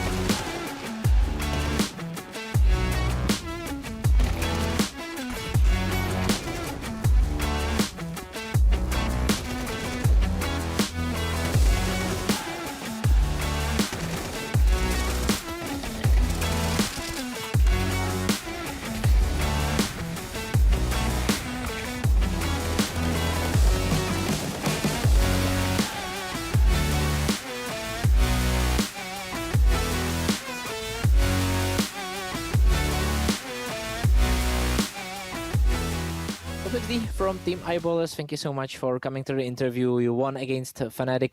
Congratulations for that. How prestigious is it for you to win against such an organization, also with JW in your team as well?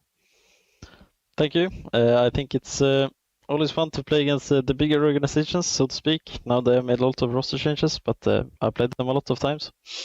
And I think it's always fun for especially AW to play against your own organization, so to say. It's always fun when I play 9 and stuff like this. So I think it's always nice to win. In your current team, in your current organization, what is the atmosphere and form like right now? Because you are a kind of new roster. So what is the form and what is the feel of the game right now for you? I think we have a lot of confidence since Bucharest. I think we were happy with the performance. Obviously, we lost in the quarterfinal, but I think it was a winnable game. And I think overall, I think our confidence in game is very high, and I think we should be able to show some good CS in the coming days. And result-wise, do you feel like you are able or you will be able to play for the next major? What is your ceiling right now? Of course, I don't want to jinx stuff, so to say, but I think if we just keep it up the way we have been playing lately, I think we can have a very good chance. Obviously, these online matches matter a lot for the race overall with the online LAN matches, but I think we can have a shot at the next major. All right, today you are playing against MOUZ NXT. I don't know if you caught the news, but Selex is getting promoted to the A team. Do you think this will play a role in this match? I don't think it will change anything particular in game. We played them before, but I switched Opera now, I think, since last time we played them. But I don't think like how they play or stuff like that will change. And do you think this is a crucial match because it's the last BO1 you will play in this tournament to get promoted to go further, because you can positively dodge a 1 BO3? Yeah, obviously the B1s are always hard, so it's nice to get them out of the way, but I think it's very important. We lost the first match against Unity. We kind of fumbled that. Don't remember exactly how it went with the pistols and stuff like this, but the pistols is very important in B1s, so it's just nice to get them out of the way. Yeah, good luck for today's match, and thank you so much for the interview. Thank you. Thank you.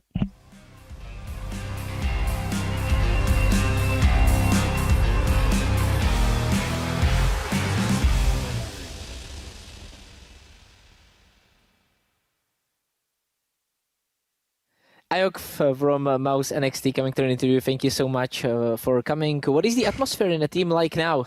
Because there are some changes. Selex is getting promoted to the A team. So how do you feel right now, and what is the atmosphere? Yeah, I think the atmosphere is actually pretty good because every one of us is super happy for Adrian. He got his chance. It's very deserved for him. I'm going to be cheering and watching every single game is possible for me to watch. And I think atmosphere is also, yeah, as I said, it's good because we are, as a team, as the players who are still in MOUZ NXT, we are just heading towards our future. We are looking into it since every one of us wants to also get the promotion or get into Tier 1. So we, of course, are willing to work more and even more. And yeah, overall, we're super happy for our teammate and yeah. So you already said it, but for you, for example, how motivational is to see another evidence of MOUZ young program working so well that yet another player is getting promoted from it? Yeah, I think for me, it's for us it works, and for me it works very in a good way since I can see that MOUZ is actually using the players from their academy and promoting them to our main roster. So I can see that I have a very big chance of a promotion in future if I'll perform good and play good, obviously. And also we can see that MOUZ management is very good because there is so much players who already are playing in the Tier 1 from MOUZ NXT. And yeah, the great coaches, great management, great boot camps, everything helps us to be better. Great to hear that. But for this tournament, can you keep your focus up because there is this exciting news, but you still have to play today against eyeballers. So what is the level of focus right now after this big news? I think level of focus is still a very good one since everyone wants to win. It doesn't matter if we are playing our last game or no. And I would say from my side, I still want to play a really good game with him because it's probably one of the last tournaments for us with him since he's going to play Shanghai and Astana already in May. So yeah, I just want to enjoy the time playing with him as in one team. Against eyeballers, so what is the main thing you will focus on in the match? Is there any particular player you are afraid of? No, I'm not really afraid of anyone in their roster. I just want to play our game and play as good as we can and show what we are capable of. Good to hear that. Thank you so much for the interview and good luck for today's match. Thank you very much. Bye.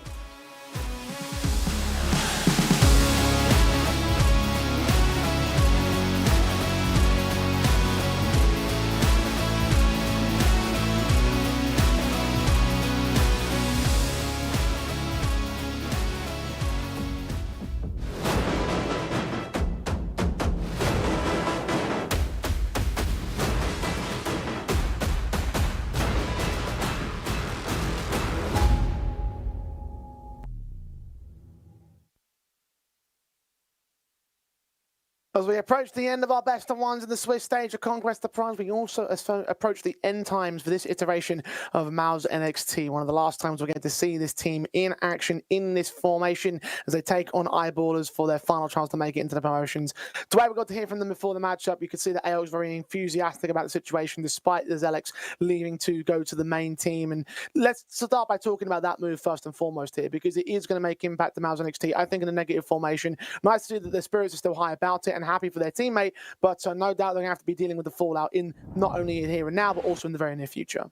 And that's got to be an expectation when you join an academy team. It's going to happen, right? Now, I think for Zelex, it's a great opportunity for a young player, 17-year-old, came into this academy side playing 3 seasons of ESEA main, and now he's joining, what, a top 5 team in the world. So the progression is obviously very quick, but when you are an academy player, there's 2 things that are going to happen. First off, if you get decent, you're either going to get promoted to a main team or you're just going to get sold somewhere else. So you've always got that in the back of your mind that your time can be quite limited. To sit there for AOC and not even be afraid of eyeballers, though, in the interview, I mean, you've never even beat them. You've never even come close to beating them. And you're in a position now where the lineup's in shambles. I'm not sure how you can have that perspective. I know that ego's got to be a thing that you have, but that almost just sounds delusional to me. No, you are right about them never being able to get close to beating this Eyeballers side. We've seen 5 maps on record between the 2 teams. All of them have gone the way of Eyeballers. The only time they ever got close was in one map on Mirage where they went 13-11, but that was about it. Everything else has been single digits, one-sidedness, 13-5, 13-6s, 13-9s, you know. That's the kind of sort of squad I'm looking at because Eyeballers definitely are the favourites. Bit of a blunder in the first round. Obviously, they mentioned that on the interview. Bob XD was very key to say, listen, Unity shouldn't have beaten us on that particular matchup. And now they're making amends for it. They're on the redemption arc, if you will, in Conquest of Prague. And it feels like they're on track to maintain that here. I mean, this should be a matchup that they have pretty handily just from the outset. Even if you had Zelex as the, well, you still got Zelex, but even if you had the full 5-man unit of MOUZ NXT without any sort of changes in mind, like you're still looking at the Eyeballer side and saying that this is a team that they should pretty easily beat. I'm completely convinced that the only teams that Eyeballers could be challenged by or lose to is Sinners or Alliance. I think every other team in the competition, you should be blasting them. Like, you should be pumping them. It's a top 30 team in the world. They've recently went to PGL Bucharest, and they were able to prove on land that they can compete against some very good teams. They even should have 2-0'd Alliance, 2-0'd Astralis, sorry, in that quarterfinal to make their way in towards the semi. And I think between them and Alliance, there's a good little running on like who's the #1 Swedish team right now, who's closer to getting towards tier 1. This is a very capable team at this level. Indeed, they are. I think the only reason why they haven't been, they've been tested by an extra team outside of the Sinners Alliance sort of a conglomerate is because of the fact that it's best of ones, and they're best of ones in MR12 in particular, but it gets a little bit leery and a little bit unpredictable at times. And so I think that they suffered towards that when they weren't quite prepared and quite ready to really engage in that opening round. I think now that they've learned that lesson, they've applied themselves extremely well, got some very confident wins on their board, and they've maintained that level of form that they should be at ever since that one blunder. Fnatic fell to them very easily, but I think MOUZ NXT are going to fall to them rather easily here and now today as well. Yeah, and I think for the map pool, for the Eyeballers, I mean, they've just got so much strength. They don't really have an insta-ban. They're happy to play all 7 maps in the pool. MOUZ NXT will always be banning the Inferno. We know that a lot of maps get quite a lot of play rate. Ancient, Anubis, Inferno, Mirage, all a lot of plays for the Eyeballers. For MOUZ NXT, they really like Anubis, but that's never really going to come through against a team like the Eyeballers. You get Ancient as a decider, which I would say is a fairly good map for the Eyeballers. The last time they played it was against Astralis when they were, what, 11-4 up? Probably should have closed there. You might say just because it's a playoff game, because it's a tier 1 organization, maybe there was some stressing effect to not get that game over the line. I look at Ancient for MOUZ NXT and think they've lost to Nuclear Tigers, K27, Cybershock, all in the last month. They've not played this map in like 5 weeks. That's a really long time on HLTV to just be getting no Ancient officials at all. And that's always going to be something you think about with MOUZ NXT in terms of the level of opposition they're playing in general is always going to have the results be lesser than compared to all Eyeballers. As you mentioned, obviously taking on Astralis during Bucharest, on LAN and all. I think those are the differences between the two sides in their caliber in nature.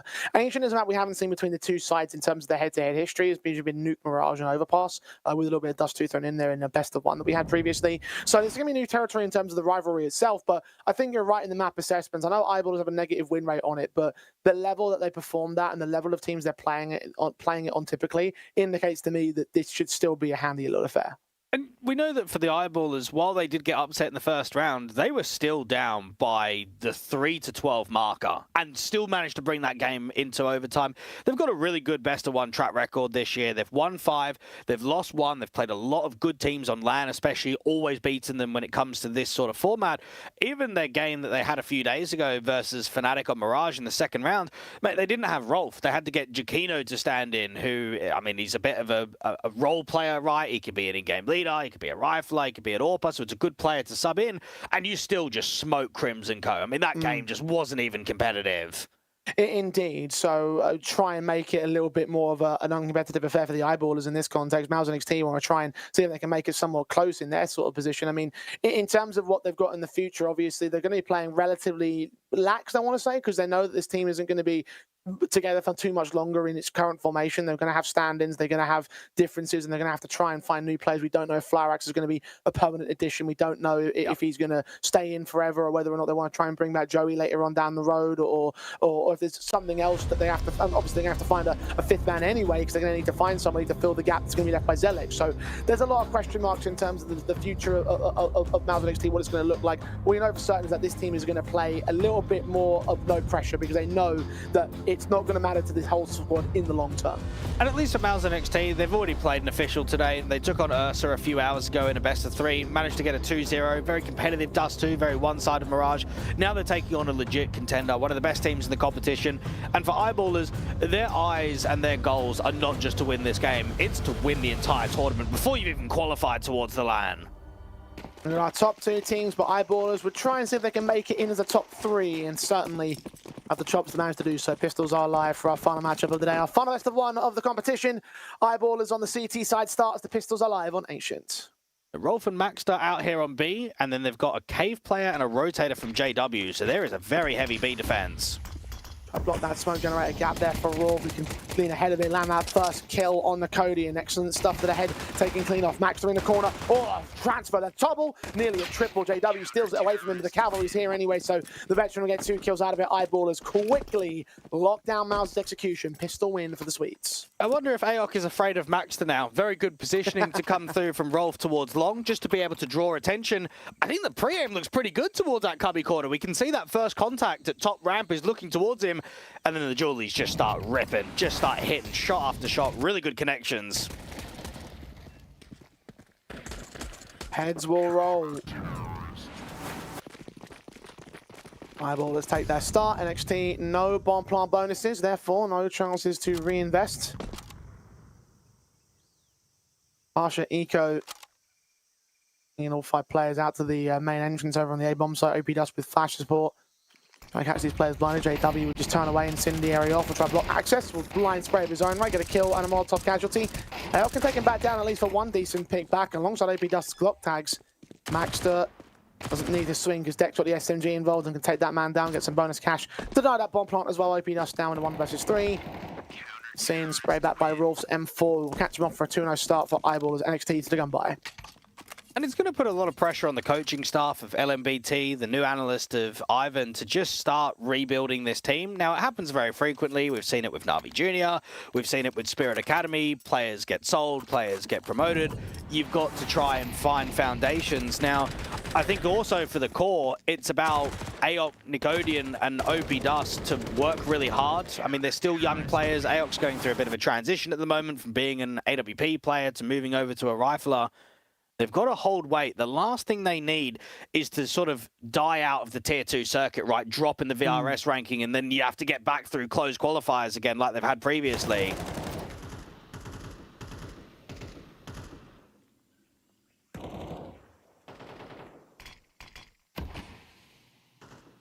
Eyeballers.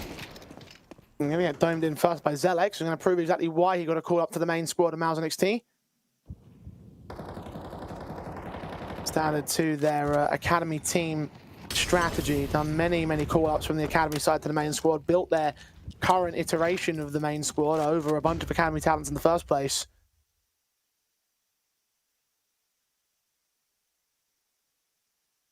More graduates move up the ladder. Rolf seeing that bomb carrier, they're going to engage him back towards the woodstack corner, unable to get the kill on Florax, though. It's a kill found by Dex and responsive on OP Dust. Trying to find that second man, but has no idea how close he really is. Right now, Florax is kind of isolated here. Engages towards Red Room. We'll get Maxter in with his kill onto AOK, and now Florax will get closed in by 2 men. Julie's being pulled out by Dex as Alex has struck the bomb side back. Somehow Florax gets away with that kill, but is going to get put back down by Bob XT. Stands alone, 1v2. Nicodian will get the trade, and it will be a round back from MOUZ NXT to get on the board. It's a real shame that Dex doesn't get that kill in cleanly. It doesn't help that he doesn't have a huge amount of ammo, but if he gets that one in the cubby corner, they can set a bit of a crossfire between him and Bobek. Delex just punishing that Red Room access, and nice to see that there's a chance for a Hungarian player to make it at Tier 1, because Torzi's the only one that's ever done it. I mean, you and I, we've casted the BP5, the Salamander organizations for years and years, and there's been a lot of, let's say, okay Tier 2 Hungarian players. There's been almost no one outside of Dead Fox 10 years ago that's been given a chance at Tier 1.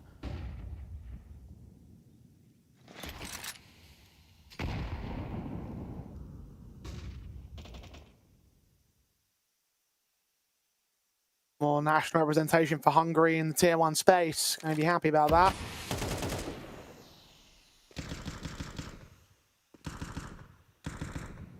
And there's last hurrah in Tier 2 with NXT for now.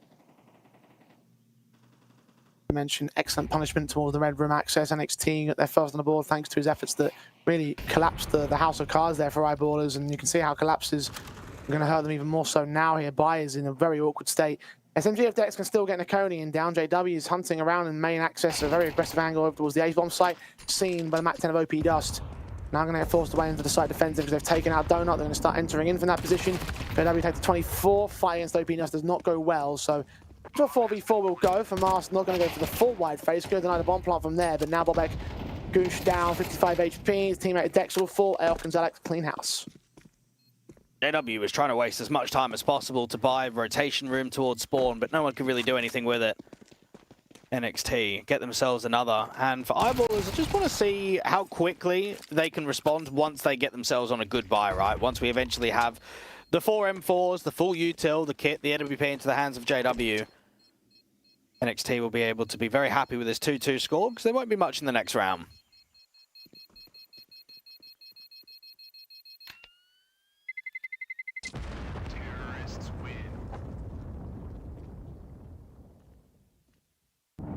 Well, I guess the conversion might be won by the Eyeballers, but NXT have done work on the economy state and leading them into a positive place now. It was a heavy investment round from Eyeballers, meaning there shouldn't be much in the players that fell down. Now we invest around the M4 and SMG. Dex will get an upgrade pistol, but that'll be about it. So saving weapons for the next gun by. Round 5 should lead into a pretty easy affair for MOUZ NXT. Let's see what Maxter and Rolf can do to resist that. Rolf is getting quite aggressive towards the top of ramp, just as if Dex is getting aggressive towards A. Very similar position to JW in the last round. Now for NXT, they've been able to claim all of Cave very quickly. So this is a lot of good map control for OP Dust. They can pressurize mid, they can lean in towards B. You just don't want to be running into a heavy trap.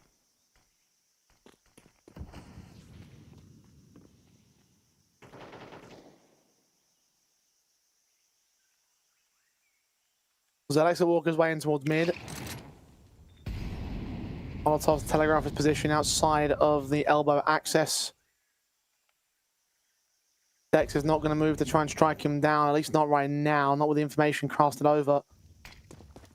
CT start to rotate against the B execution coming in. Rolf can't really block that smoke and play from behind this time, as will JW have no choice in the matter.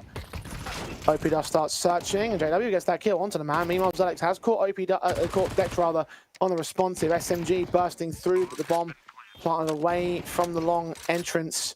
Maxter will still find Zelex, so there's a kill back in towards mid, and advantage being reclaimed here by the CT forces. Still lacking in the weapon department though. M4 needs to get back on the backstab and needs to convert a pin upon this bomb site soon enough.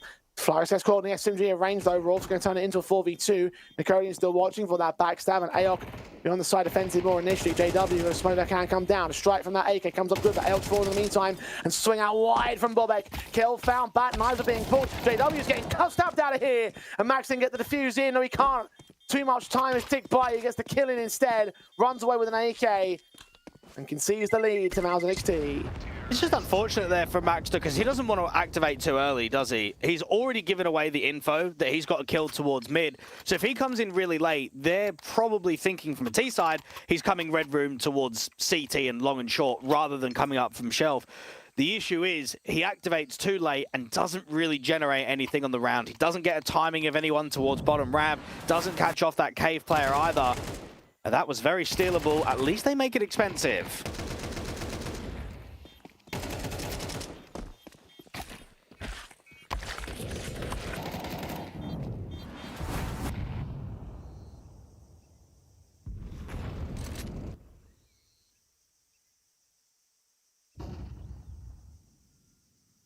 Maintaining that economy game over MOUZ NXT, trying to ensure that they also have the difficulties buying in the next round, especially.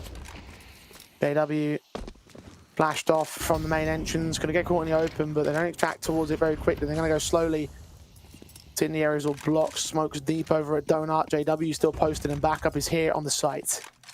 But that felt almost too easy there for JW. He was given way too much respect to fall off. And now this setup looks pretty good on a crossfire. Deeper smokes, big box one, get checked. JW or bare the end of the smoke. Bob XT going to swing up for a kill and a double up, in fact. Triple not quite gained. FlyRX takes some damage though and his AWP shot misses. Now Alex has to come in with a flank. Has to deliver on the 2 casualties there. Teammate also in mid to cut them off. Bob XT is going to fall to FlyRX at last. AWP can land a shot. AK swings up for Magster and falls for the trap. A trap also sprung, but a player at pit. AOK a little bit awkward on the spray. And Dex can take the trade back to an even stance. The bomb still yet to get planted here and maybe seen in the open. Dex is being challenged by 2 T-side players. One known towards Donut. The AWP closing in slowly. FlyRX catching him. Shot connects and JW all alone now. And knows that there's a player Donut, knows that there's another player out towards Elbow. Low time on the clock. They're going to have to split A. JW connects him, but where's the last? He thinks he might be flanking. Did he see him on the bomb site? I don't know. You can hear him now. Bomb plant tapped, held all the way. JW coming in from Temple. Shot spotted, shot misses out from the first AWP shot. The second one connects on JW. And he clutches it for the eyeballers. They're back in the evens. Lovely work coming through from JW. And across CSGO and CS2, he has the most maps played on HLTV out of any player in the world. 3,052. Over the last couple of years, he's even overtaken guys like Tabson, Snacks, Carrigan, and Apex. So, I mean, this is a proper vet. As close to the term as it gets. Really good composure in that clutch to get that 1v2 forward. MOUZ NXT were very patient, I would say, in the mid-round. It baited a little bit of over-peaking, especially towards that Donut entrance. But it's a very good recovery from the AWPer and the in-game leader. Wow, FlyRX got a shot off before JW had even taken the kill. So he was just inaccurate on that last chance. Down to the wire stuff. MOUZ NXT make their concessions. Tacticals called in for this side very early in the moment. 1-3 in a row. Took heavy casualties in the previous round and now might have some problems with the rebuy here. Bomb plant bonus is going to help them. His eyeballer's chance to surge back into the lead, much like MOUZ NXT did, because yeah, they got pistols to several players. 3 rifles in play, only 2 of which are AKs. Very aggressive coming through from Maxter. Haven't seen a lot of pace from the City side so far in this game.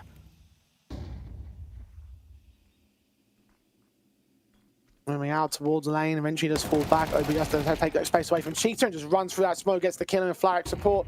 M4 now to play with. Dex will try and take space away. Cut off AOK perhaps. Indeed does get caught in an unexpected fashion. Kill found a 4v4, but now mid has been conceded by the CT side. The bomb's been allowed to make its way into Donut and now onto the A bomb site it looks to go. Dex and Rolf taking down 2 more picks, however. Maintains a 2-man advantage for eyeballers and a retake that could come in successful for them. NXT are being slow to plant this bomb, careful to try and search for more. But they're going to plant open for CT, and Zelex probably needs a 3K. He's going to have to put up a serious hold. Now, he's going to keep searching and wait for the right timing. I think it's just going to be so difficult to multi-frag with this setup. Considering the red room, Bob XD is going to watch for Nicodian, take him down, and now it'll rest on Zelex.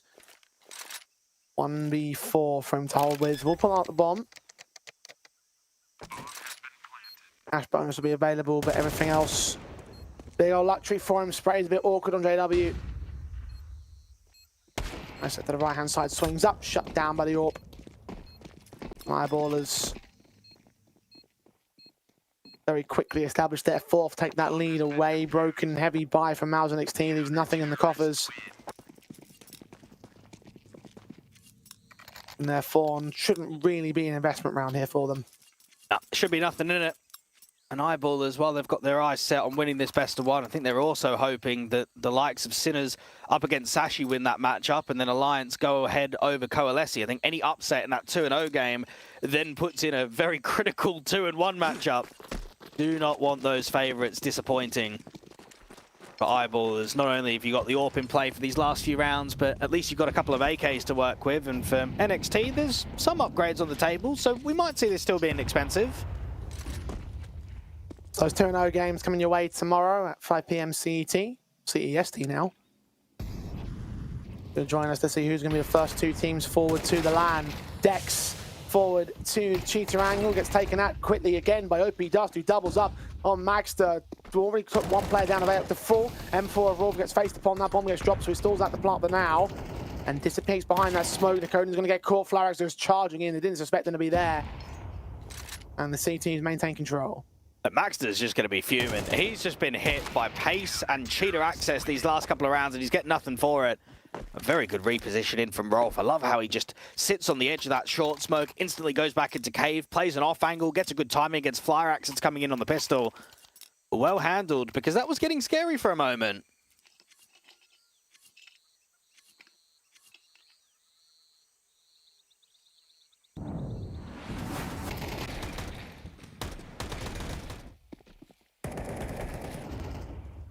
Eyeballers lose a few too many players in that exchange, but maintain the round itself. Look at Bob XD, 4 HP charging through those Molotovs. Heavy damage to Stain as Lennox going to get the kill on him in the end. Maxter will take space away from lane once again, try and challenge the T-side players more aggressively. A boost up will allow the AK to check. Jump face from one man back at long, gets faced on directly and immediately killed off. Now Maxter needs to try and hold the back lines because that bomb could rotate in. Avenues of rotation coming from multiple different angles. The teams are going to consider the Maxter's going to hug that corner. Got to look in the right direction at the right moment. But which direction does he look? Sees a man, gets checked, the Codian will fall. They might have to shift that bomb back towards A now. They're going to be worried about that lane access. Oh, this is a very confusing one now. Zelix has got a CT smoke, so I think they're trying to sell an A play, but the CTs aren't really rotating off. You know that B's compromised, so these two cave players don't really have much of a choice but to retake the bomb site. OP Dust in the corner. He is waiting for contact, but they're waiting for the bomb to cross. They're waiting for more T-side presence to present itself. Dex with edge in case there's a rotation coming back. Maxter touching the back wall, sees Aok, turns it into a 3-on-3. Now knows that they're acting. Bomb plant, big concern right here. Incendiary up, HE onto the man. Flyrax doesn't quite drop, but he gets close. M4 starts swinging to try to take him down. OP Dust hugs that corner all the way forward. Gets the kill on Dex, but Baxter with a response. And Flyrax now providing protection for himself. Smoke in the way. Bomb known towards the T side line. HG's up. He nearly gets revealed. He pushes the issue. M4 takes him. Now on the defuse loop to go. Blind spray of Zelix. And miscommunicated on where that bomb has been planted for. He tries to adjust, but he can't connect any of the bullets. And Eyeballers take 6. I don't know what Flyrax is doing. Why on earth has he just smoked top ramp there? It's the only vision he has on the bomb site to see if they're sticking or tapping. Oh, that's crazy. Oh, that round should have been very successful off of the fake, off of the timing. It's a 5v3. And then all of a sudden we get some individual errors. I mean, even the trade should have probably been a lick cleaner. Hey, Flyrax has got no option when that smoke goes down. Very questionable.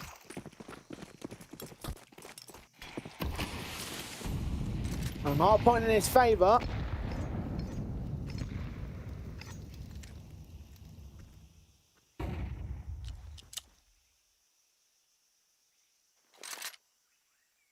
We're questioning whether he's going to be a permanent addition to this NXT side. To do better than that. I mean, 5 kills deep as well. Now on the broken investment state, at least can afford the hero AK on Zelix. But not much else around it. Half buy is also in effect. Of course, the AK saved the previous round. Money state just doesn't justify it in this context. Otherwise,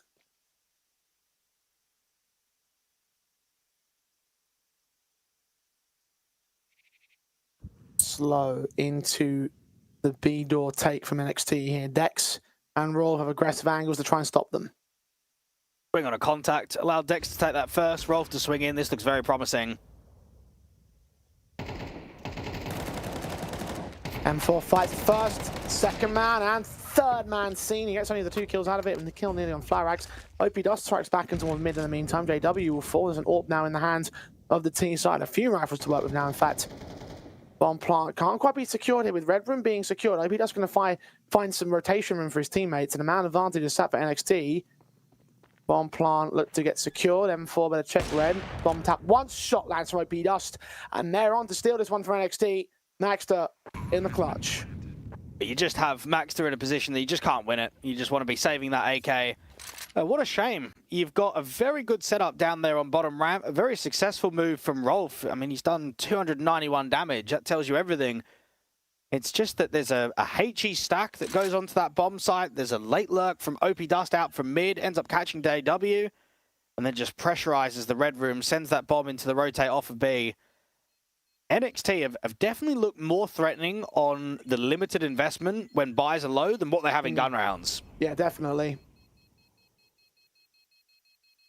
Caught Eyeball is flat-footed in multiple regards, and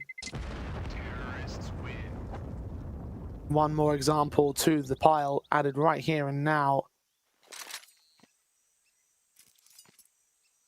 Those non-rifle wins, though, are they sustainable at this stage? NXT will really need to establish when they have the weapons out, because Eyeball has shown them no mercy where appropriate. Round 11 will be another bye. Round 12 will be lesser so time to put that solidity to the test on MOUZ NXT. Looking to fight pretty heavily towards mid with 3 CTs. Zelex with the anti-rush U2 of the HE doesn't really do a huge amount of chip damage. At least they get closer towards this elbow smoke without taking mass damage. Last time Bobek did it, he was down to 4 before he could even get a contact in.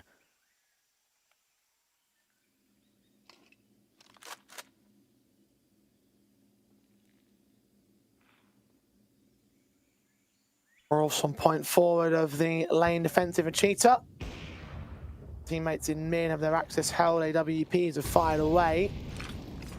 Reeling positions on the part of Flyrax tagged up. JW is probably the man that landed that leg shot. Dex to land on Zelex in the meantime. Kill found of the SMG. JW dipping in for more.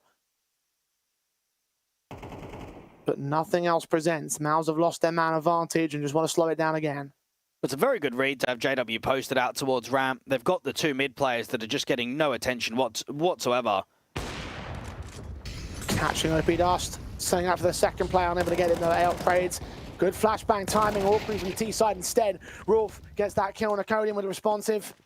Still a man advantage for Eyeballers here. You've got to be wary of Bob XD. He's going to wait for cavalry to arrive. He hears that bomb plant coming in.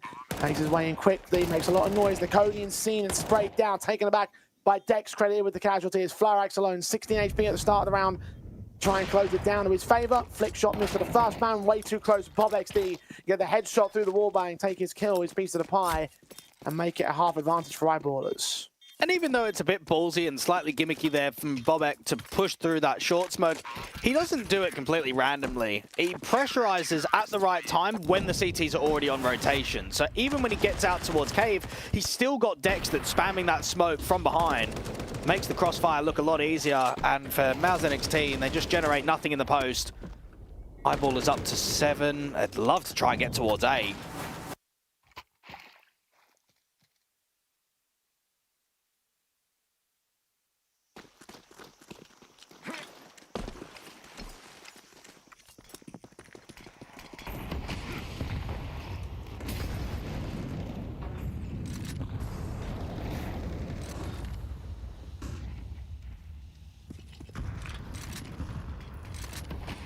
Last round of the half, see if NXT can make it a 5th, or whether Eyeballers will indeed get away with the 8-4 half on CT.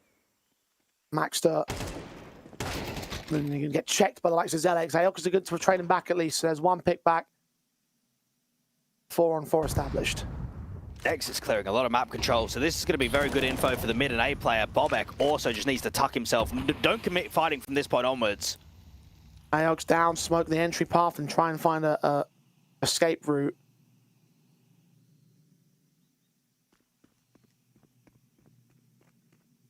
Two players in mid, one broken away to check out the lane access. Might see contact against Dex. XD on the reverse angle against OP Dust, who once again wins a fight from the exact same position he did a handful of rounds ago when they got the round stealing from NXT. I think this Cave player is going to walk out and say that B's clear. So they're going to bring that bomb back towards Shelf and have no idea that Dex is there with a very strong position. Well, all this red room access, though, might be a wrap back in from the back lines. They check out the back, of Wood. Carrying back lanes, Hunt in, seeing nothing at all. But the cavalry will start to approach from the other side of the bomb site, so they're going to swap ends on this execution. Dex will hear the footsteps.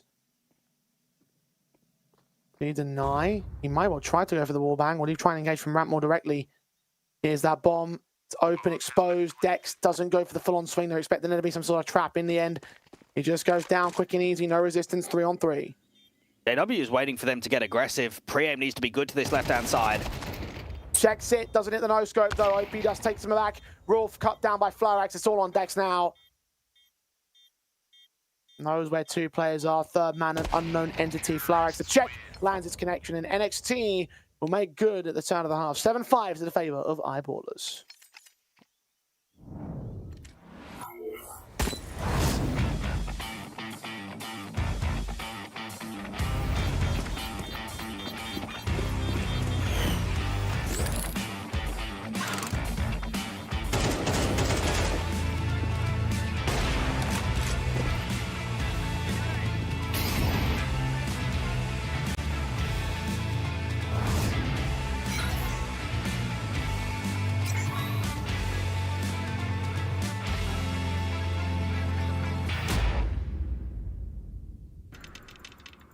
One click is the difference between winning or watching. And this is the fastest click in the world. Powered by revolutionary hits technology. With custom actuation, rapid trigger reset, and click intensity. Tuned to your competitive play. We didn't just evolve the click. We reinvented it. Pro X2 Super Strike. Game on, it looks like between Eyeballers and NXT, 7-5 at the turn of the half. It's still 2 rounds to the good on the favour of the Swedes, and they can transition over to the team side with that advantage, knowing that they may have done the majority of the heavy lifting. But MOUZ have maintained as best as they can, in spite of the difficulties of rifle rounds. Some eco stole away some ground. Now with a pistol in mind, they could still equalise and try and contend the rest of this Ancient. It's definitely good to see that we're getting a competitive game against one of our tournament favourites, against maybe a team that would struggle to make it towards the land stage. Delex out here towards the top of Shelf, just trying to see if he can take an early contact. Now, it's a very aggressive pistol from NXT, and it's extremely passive from Eyeballers. They have no space anywhere.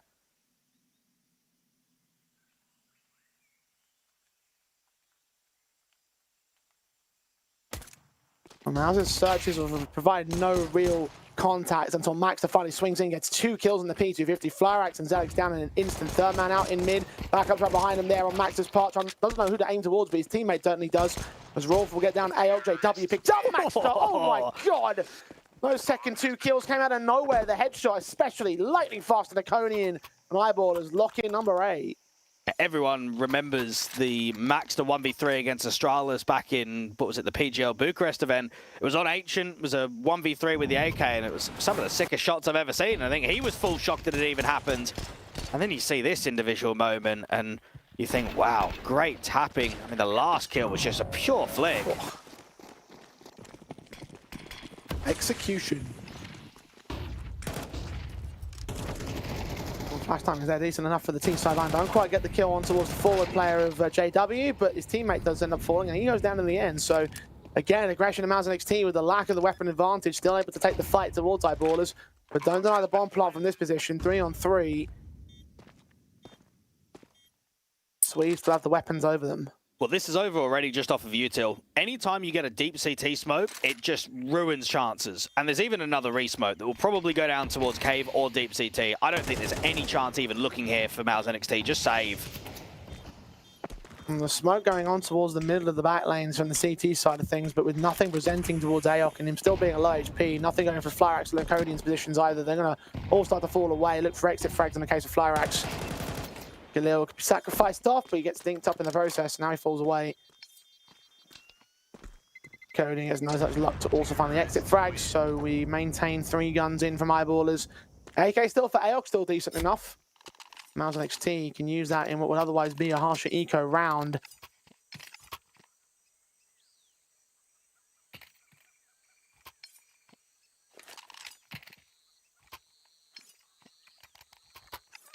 Rifle should return from the players that fell on the Eyeballers side to try and close that gap between them and the win. Eyeballers know that once they start getting into the Tier 1 tournaments and anytime they go up against better opposition, Ancient will potentially be coming out. They don't frequently play it at Tier 2, at least against some of the better teams. This is a good test to just see what it's like now post playing a team like Astralis. Nicodian blocking, trying to see if he can limit some map control, and JW is very low, so it's scary to the outset of the round. Picked up by Yuto in the early round itself. Doesn't go down to the blind sprays and Nicodian though.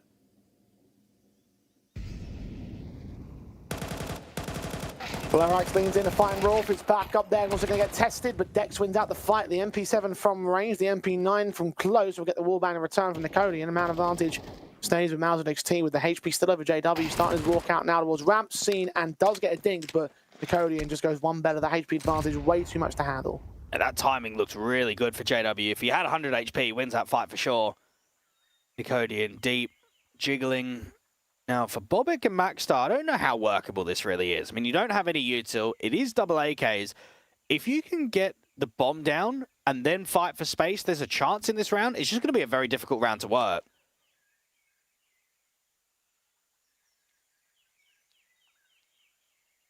Searching for Bobek. Head turned away from the lights of Zealous. We'll get Nicodian at least. Rifle recovered, and Maxstar, I think, was just spotted. Either way, is now going to be seeing the headshot gain. Pissed up close, and OP Dust just domes in between the eyes. NXT with 6 on the board. Another round steal with weapons of pistols. Eyeballers getting consistently stunned out of that one.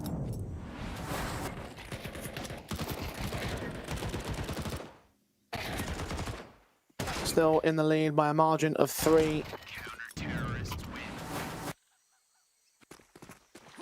Don't really have the money to go for another full investment round. Have to take this on a harsher eco. Deagle's out. But not much else than that. Now, Eyeballers would love to be able to make this round expensive, but come on, that's a pipe dream. And this is going to be a very easy one for NXT. And look, if they can start showing a little bit more consistency in the gun rounds, there might be something in this second half. We might see a little bit of a comeback from them. Bombek's just caught a kill on the Deagle. Shot the second of the AWP. Not quite as plausible, but he might get another opportunity right here. Jump face of the AK now, gives up his life. Bomb's been left out. Deagle overall's going to catch another player looking the wrong way at the wrong times. I mean, they are still working down the numbers here of NXT. Player on bomb site gets caught and Dex also drops. So now Rolf's insertion in towards the mid-access. Try and hug that corner and await more contact at the CT side. Maxter. Was the bomb with him? Was there a rifle dropped up there? I don't think there was. It was taken by Rolf.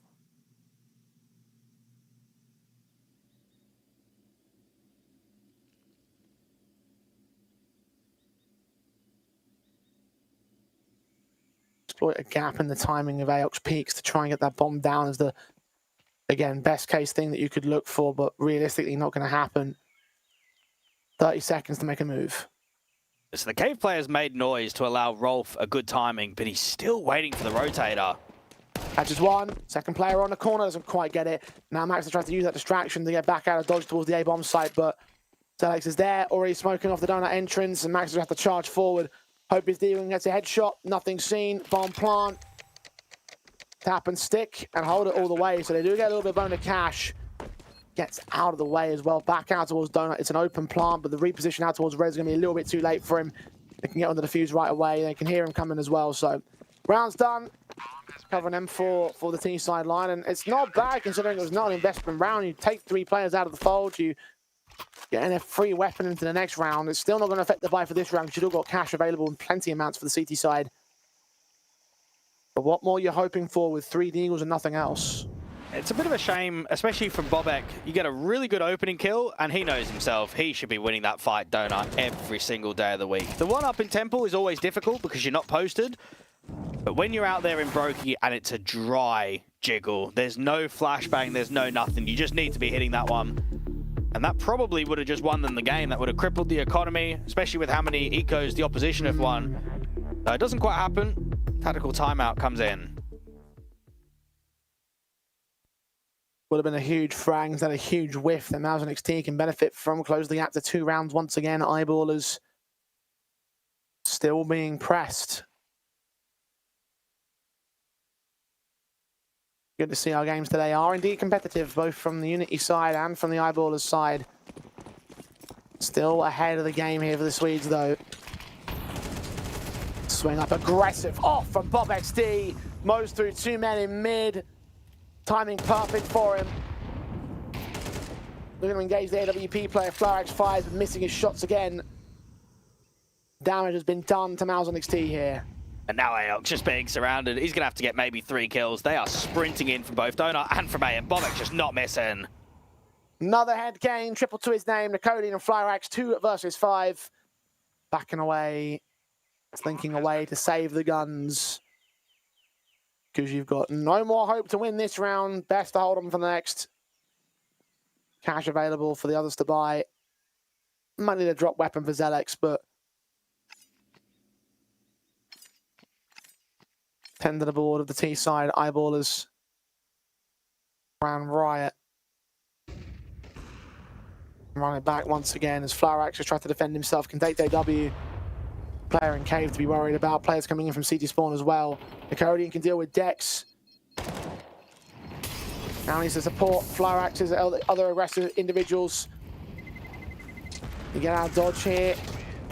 Oh, no, he can't. Bob XD comes in from the back lines and gets another kill out of the round. 4 in the round for himself. Damage heavy, taken by his own aggression. Eyeballers start hunting for the win. And it's not often that we see Bobek in, let's say, the more advanced positions. He's a very supportive player, very anchorish on CT, lowest rated player on the side when it comes to Ancient in the last 3 months. But when he gets put in the right places, we see that sharpness on display. Saw that previous Deagle kill to open up the A-bomb site. Now we see a triple from him. He gets up to 15 kills, and the kill distribution's really tight for this sod.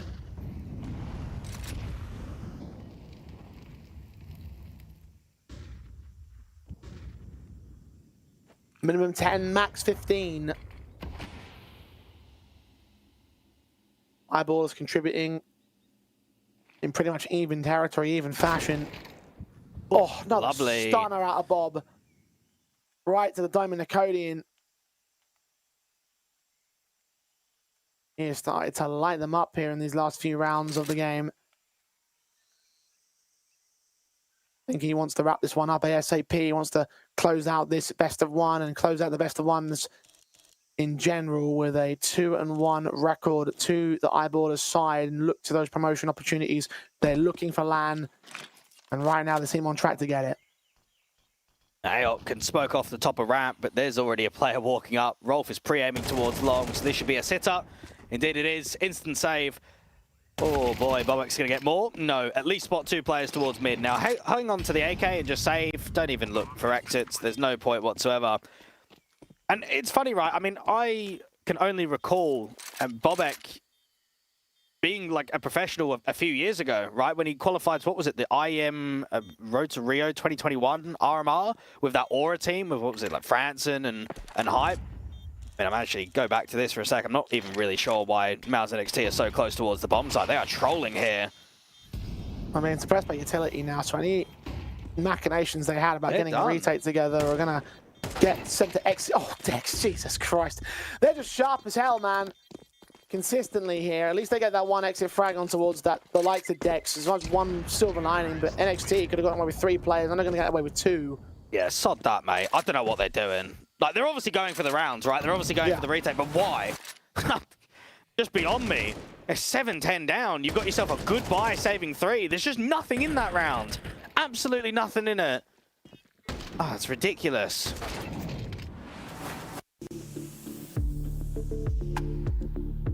I'm trying for a Hail Mary play, but was just suppressed by the utility. They're hoping to catch them off guard, I guess, but as you say, they are going to pay for it more so. No success found, had to abandon ship as soon as the suppression was there. And there's one question the buy for the next round. The slide on the tactical has been called in by MOUZ NXT. Just getting worried about the scoreline and how far gone it is getting at this stage.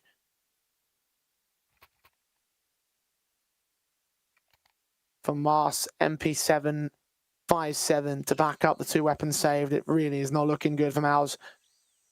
It was a Hail Mary retake. Will now have to turn into a Hail Mary round if you want to stay alive here. Eyeballers still on track, still on for 2 more rounds to win out this best of 1.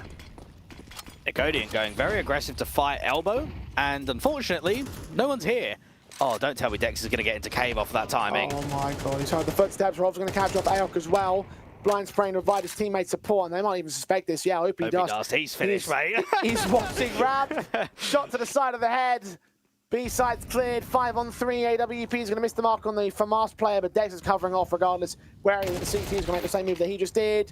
Doesn't quite win the fight for it, so that's 1 man reduced, but the bomb side's clear. The access to it is being covered by JW, so that means that Maxter can work his way in, plant that bomb, and the round is effectively over from here. A 4-on-3. This time without even stances, and even Rolf just blind spraying through the Flyrax. Yeah, this is game over.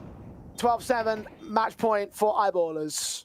And that move just demonstrates the quality that Eyeballers have. I think anytime we see smoke pushes, doesn't matter if you're on the T side or CT side, there's a certain amount of risk behind it, right? You go for that play and you're being watched on the other side, you look like an idiot. But with that noise being generated, with all of that spam, with all of that attention of hearing the cave player coming out towards shelf, it's the right timing, and if you're OP Dust, I mean, you can't be blamed at all for that. Why on earth would you expect someone to be out there in cave? All you're thinking about is just prioritizing ramp, and this AWP is going to fall to the lurker Bobek. Easy kill. This has been a really consistent Eyeballers today. I know the scoreline might say it's 7, but MOUZ NXT, they got off to what, a 3-2 start. They've won a crazy amount of ecos and half-buys. Yeah. This has been a really dominating performance from Eyeballers.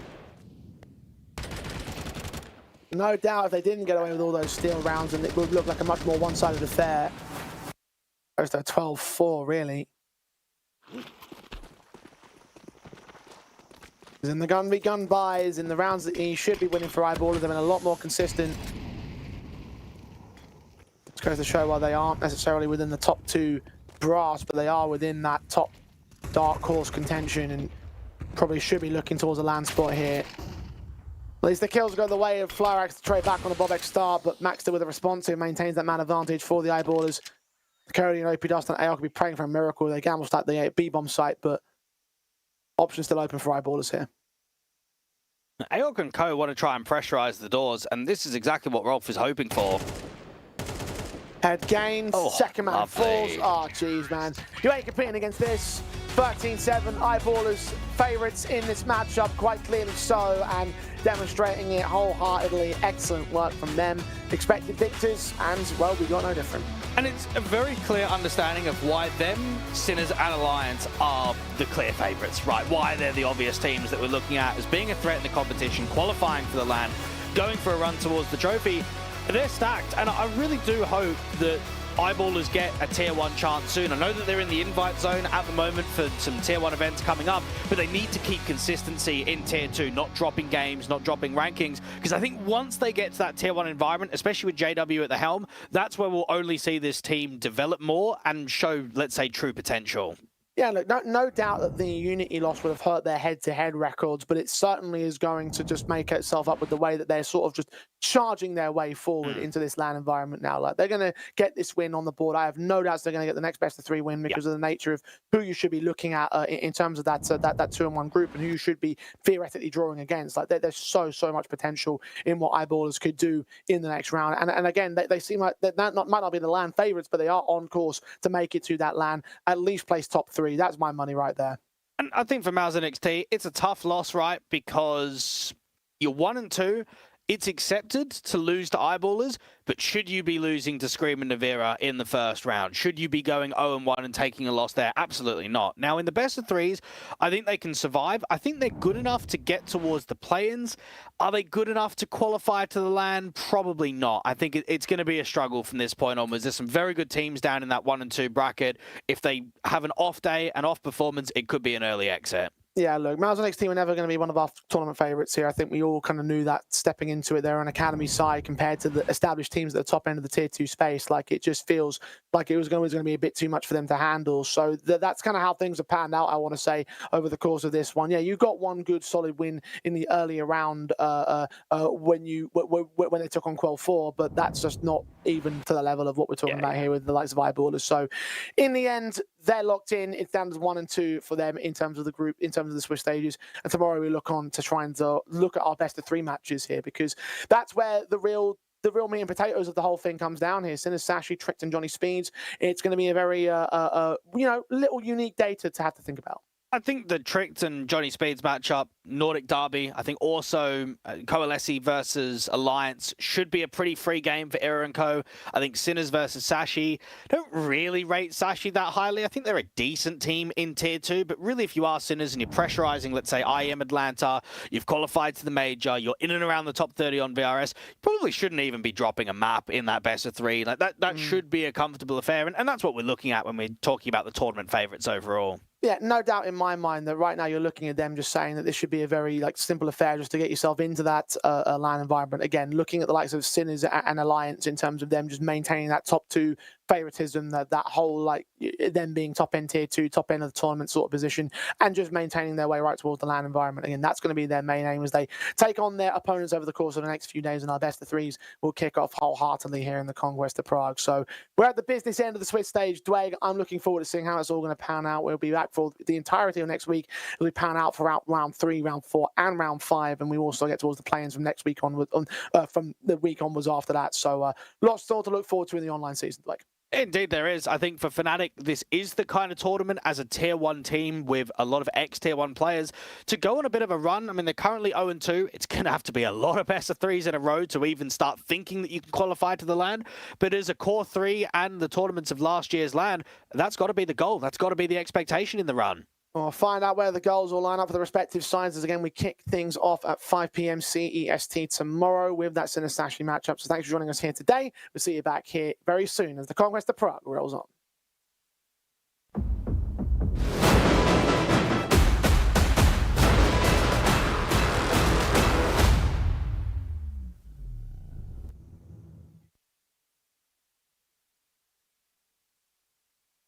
Nový Straight Wild Beat. Zažij divokou jízdu. Zažij to napětí. Zažij ten beat. Zažij Wild Beat. Novou vůni od Straight.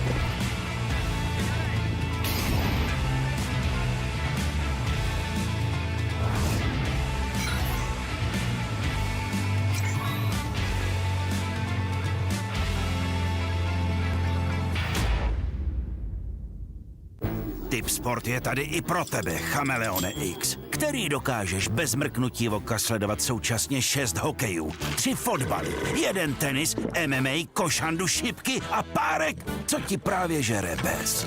Nejvíc exkluzivních streamů na jednom místě. Tipsport, největší komunita sázkařů.